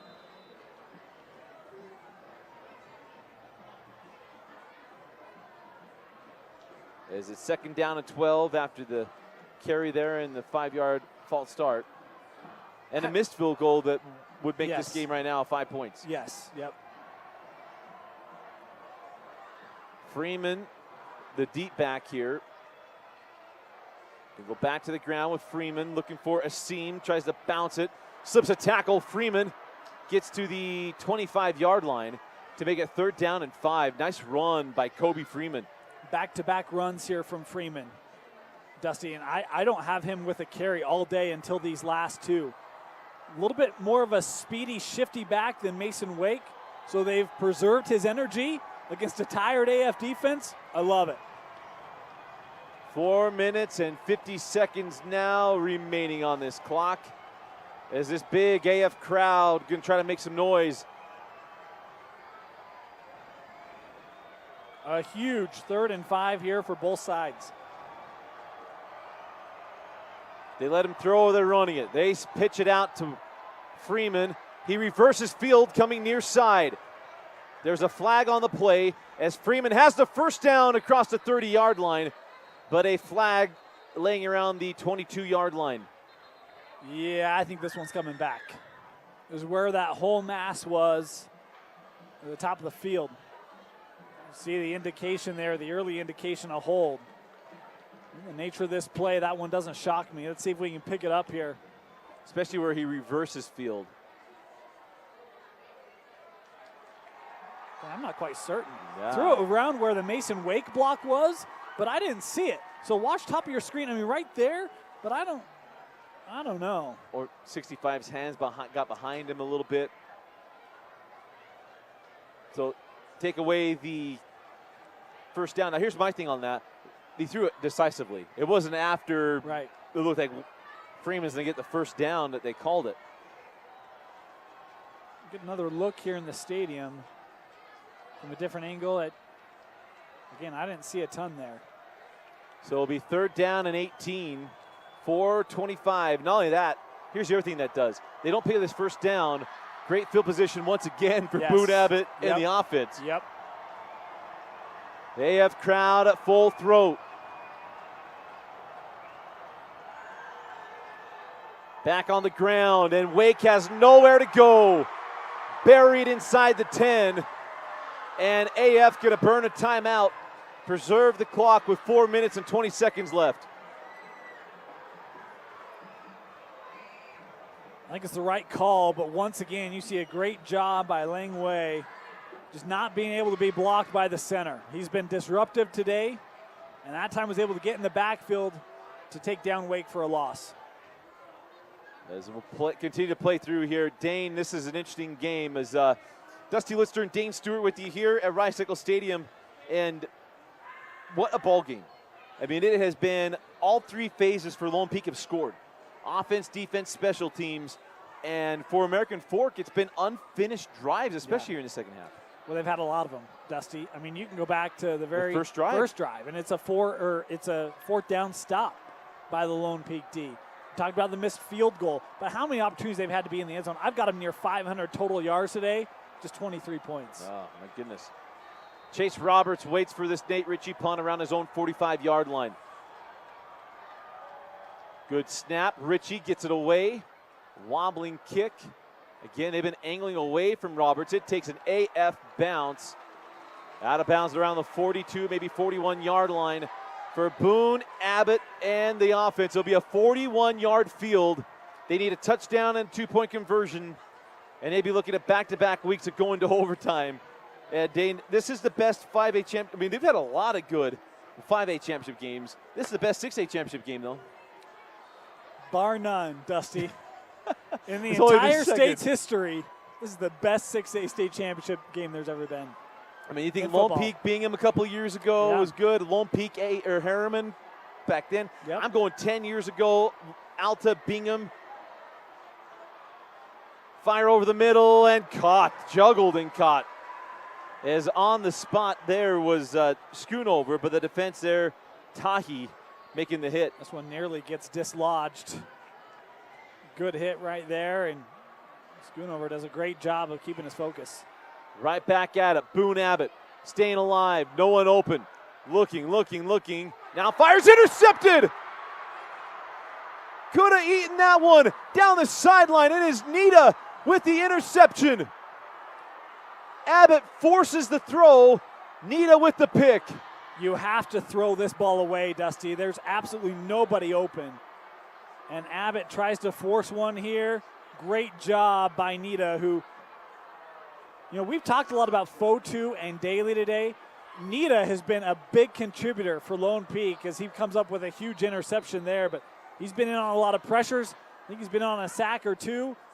He's had nice coverage and some tackles down the field. And is that the play that secures it for Lone Peak? 3 minutes and 40 seconds left in this ball game. One timeout remaining for American Fork.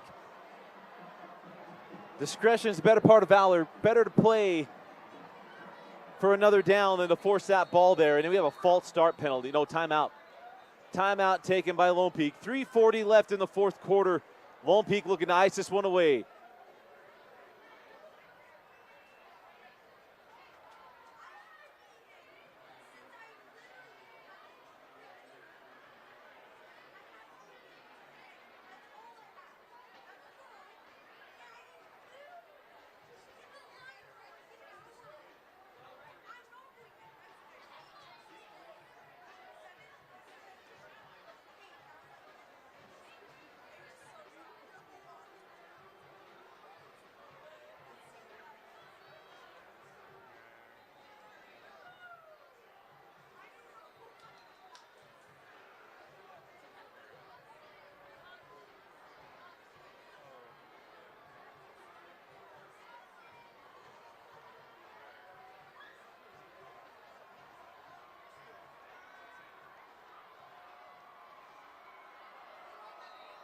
Out comes Lone Peak, looking to ice this game away. It was Mason Wake going John Riggins to put them up 2 scores as he goes off the right side. Near the first down marker, and they're just jumping on the yacht, letting them take them home. It's a big cruiser, Dusty. That's what a yacht is. And Mason Wake, as he's done all day, he's been a tough guy to bring down. Come lowering that pad. Oh, they're going to mark it just shy, which is all the better, quite frankly, for Lone Peak. It takes more time off the clock here. You've got second down and inches. Go back to Wake. He's got the first down. He's got more inside the 20. Big Fellas has to hang on to the football as it's 1st and 10, Lone Peak at the 29. That's the big key now. I mean, if you're Lone Peak, no turnovers. And, again, I say, hey, play with confidence. Go out there and stick to your game plan. Well, right now the game plan is Mason Wake, 19 yards on his last 2 carries. Each team has a 1 timeout remaining as we're inside of 3 minutes to go. I'm not overly sure why the clock stopped. Yeah, well, it was odd. We had some frustration on the far side. A Lone Peak player came off, was quite upset. Didn't see any flag. I'm not sure either. Got all settled here. Don't want to go too fast. 15 seconds on the play clock. Lone Peak got up to the line like, no. Don't need to rush this. We all know what you're running. It's 23 blast or 3 seconds, 2 seconds on the play clock. Give it off to Wake. And Mason gets it to the 25-yard line. Final timeout taken by American Fork. 2:29 to go. And we got a flag on the play. Came in after the tackle. I'm not quite certain which side. Well, if it's on AF, it's a first down. And that's the direction Lone Peak players are pointing. Saw an AF player come out with some emotion, so I'm not quite sure if he was the guilty party after getting caught up in something. You can see a conversation going on in the top left part of your screen. I'm not certain if that's justification or clarification.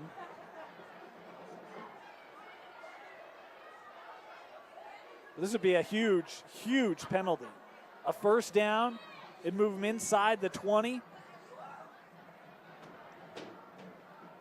Well, the Geneva Convention now together. Dead ball, personal foul against American Fork. It'll be a first down for Lone Peak. Oh, pardon me, offsetting. So we'll preserve the timeout for Lone Peak. It'll be 2nd down and 6. Best thing that could happen if you're AF. Absolutely. I mean, that first down would have been an absolute crusher. Free timeout. Yep. And there's that. They just indicated a timeout. Not quite certain which side took it, though. Well,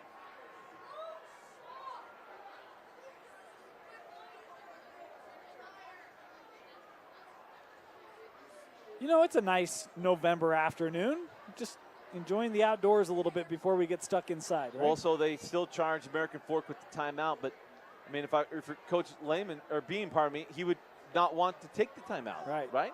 Yeah, I would think so. Unless I'm misremembering the clock rules and all that kind of stuff. Well, it was a run, so I mean, offsetting, they would start the clock, right? So maybe that's why. I'll jump on that one. All right? I don't know. I'm going to assume that. 2:29 left, 2nd down and 6, and it's Siri on a quarterback sneak. And Siri gets to the 23, maybe 22-yard line. It'll be 3rd and 4 for Lone Peak. And imagine, first down essentially ends this game. Yeah. Do you throw the football? No. Okay. I'm not even going there. I think I'm comfortable with a field goal. Yeah, because missed field goal puts the ball at the 20-yard line. Yep, it's like a punt. And, hey, you get the 3 points, this game's done. You get a first down, this game's done. I think you're going to see 13 with another carry. What would be, by my number, 21st of the day. 3rd and 4, and American Fork jump. Nearly got him. No, timeout. They were almost at a delay game. Timeout taken by Coach Brockbake. 1:44 left in the 4th quarter. You're watching the 6A championship game.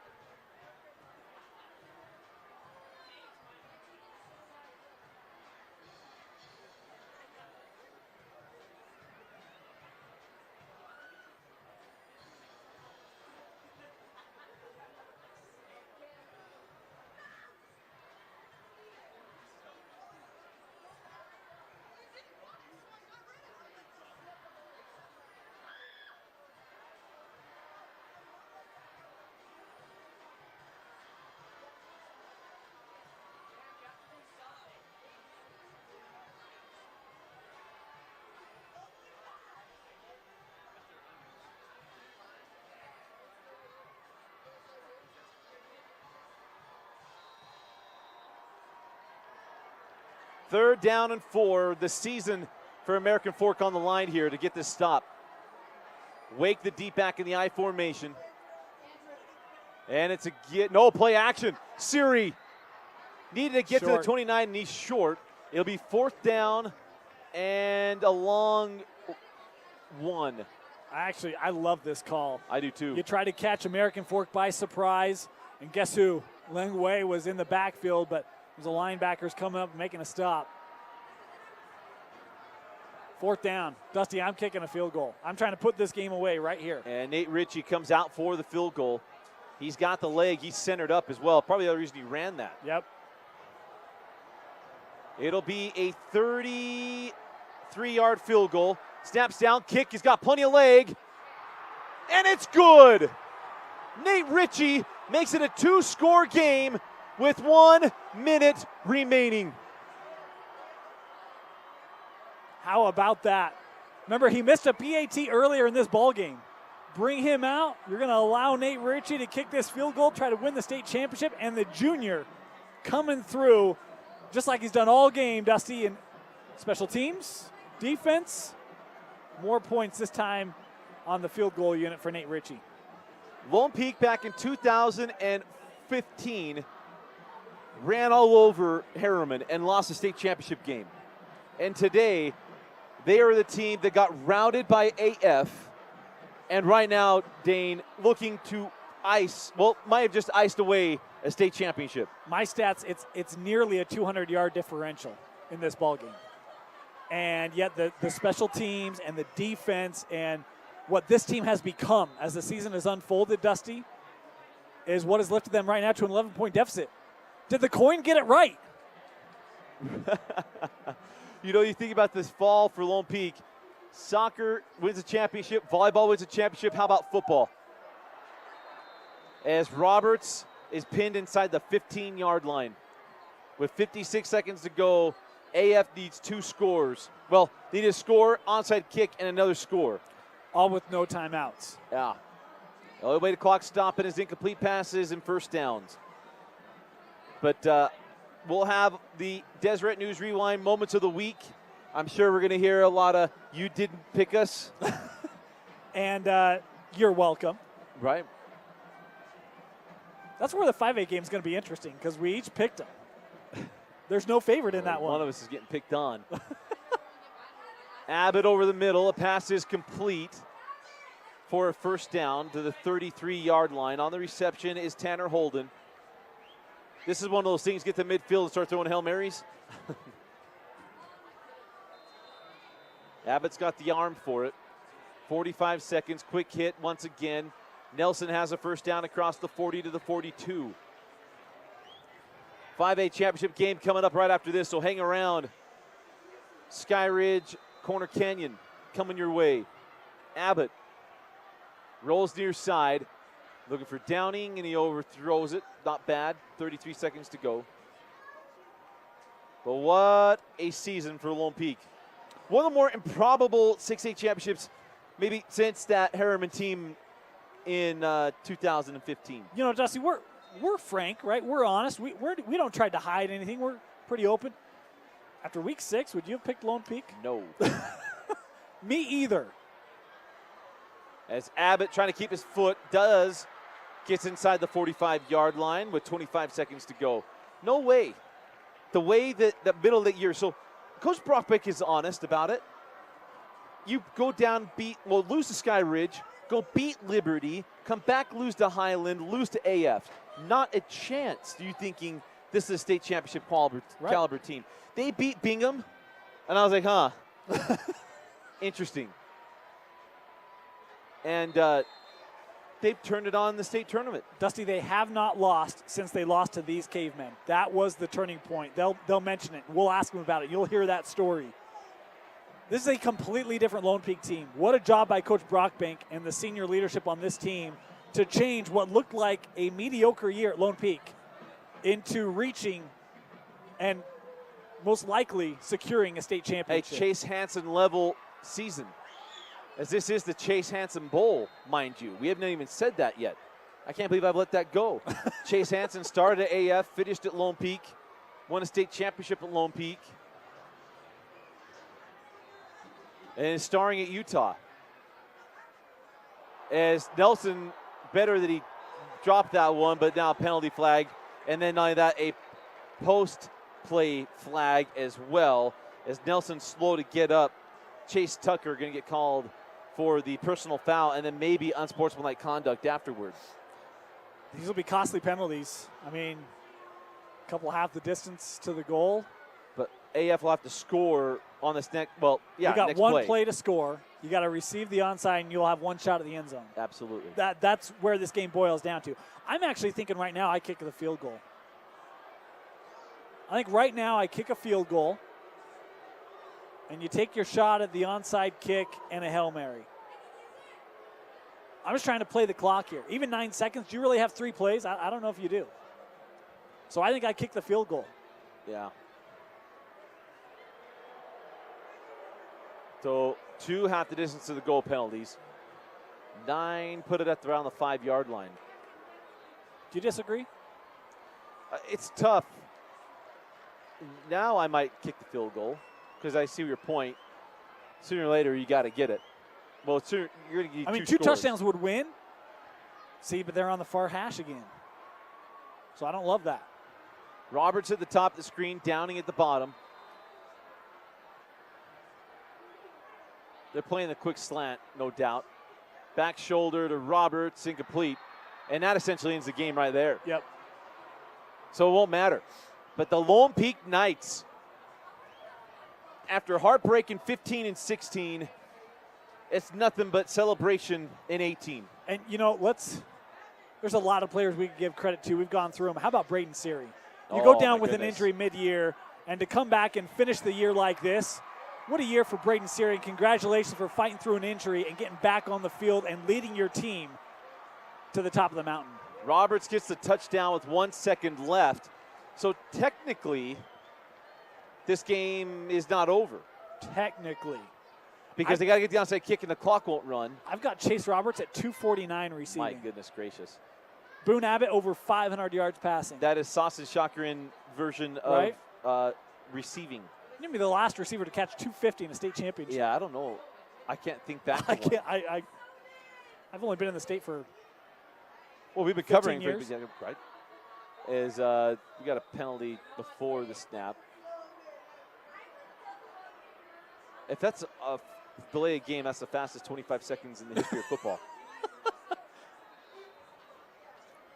There we go. Rewind the clock. Now it's happening. 2-point conversion. Abbott into the end zone, intercepted. That doesn't end the game. I know Lone Peak might. There's a little bit of an interesting thing here, but but how about Lone Peak? We got the onside kick still coming, so this game is still in doubt. Technically, cover the onside kick and then. Well, does the second have to come off for an onside kick? I don't know the answer to that. I don't know the answer to that either, so I'm not going to assume anything. So what I do know, though, we learned from the 4A game. It has to hit the ground. It has to ground. Yeah. So either ground it on the kick, put it up in the air, but it still has to hit the ground before you can recover it, because if you catch it without it hitting the ground as the kicking team, that is a catch interference. And we want to thank officials for clarifying that for us so nicely. Yeah. And we did learn not all of them dislike us. Despite my criticism of it. So they hadn't heard that yet. And that you did tell them, though. I did, yeah. I owned up to it. No. Got no problem with that. So now for AF to get the onside kick. And interviews, everything else will be posted as soon as we can. As the Deseret News Rewind Moment of the Week brought to you by Utah National Guard will be on Facebook and on DeseretNews.com ASAP. And now going to go center kick here for the onside. Go the far side, and it doesn't work. Great idea, but we're going to have offside before. No, actually, it'll go out of bounds. So it'll be declined by Lone Peak, and then we'll have a kneel. Boy, I love that concept, huh? I do, too. Creative. Had a great opportunity at it, too.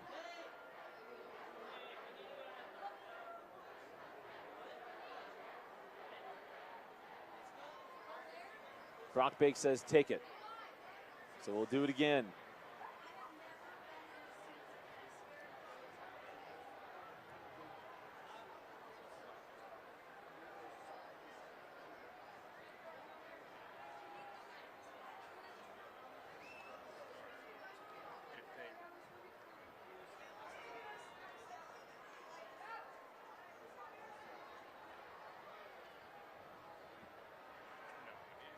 So do it one more time. Still 1 second left here.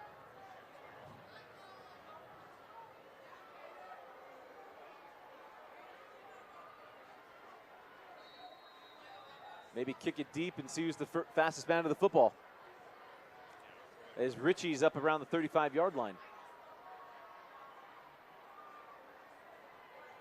He'd be the only one with the head start.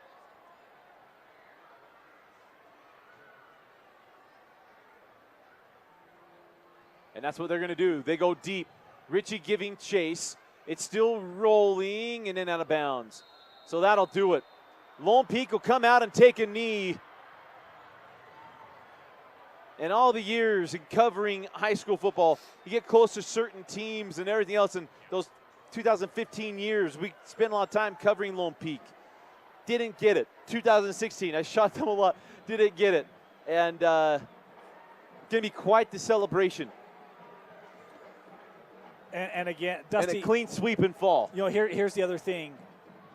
Do you recall a less probable state champion? When this tournament started. Harriman. Okay. Harriman in 15 is the one that comes to mind immediately. Yeah. Because they didn't just lose to Lone Peak to close out that year. They got blown 30 out. 30-0. Yeah. And make it to the state championship. And beat an undefeated Skyview and then an undefeated Lone Peak to win a state championship in 2015. Yeah. So out comes Braden Seary, maybe the most improbable quarterback since 2015 to win a state championship. And Lone Peak, the 2018 6A state champs. Dane, the Utah Army National Guard player of the game. I'm going to go with two of them, Dusty. You know I love to do with this. First of all, I'm going to go with Nate Ritchie. I mean, had huge plays. That kickoff return, I think, really changed this game. Has the field goal at the end to really put the pressure on American Fork. And then Michael Daly. I thought he was huge. That pass rush early on, got a couple big sacks, some pressures on Boone Abbott, really disrupted this AF offense, which was a task that no one's been able to do. Even a lot of their losses this year, the offense wasn't frustrated in red zone like it was today. So I'm going to go with Nate Ritchie and Michael Daly. Congratulations to Lone Peak, the 2018 6A state champions, and to American Fork. What a season. Heartbreak City, nothing can be said to make them feel better. It's hard to lose this way. But congratulations to Coach Brock Bank and the Knights, the 2018 6A state champs. Look out for the videos coming up. Deseret News rewinds moments of the week. But for Thompson Coles, Ryan Rasmussen, and Dane Stewart, I'm Dusty Lister. Thanks for joining us and watching the 6A state championship game on live.ksl and deseretnews.com. Commentary brought to you by the Orthopedic Specialty Hospital and Old Guard. So long from Rice Eccles Stadium. 5A championship coming up right after the celebration.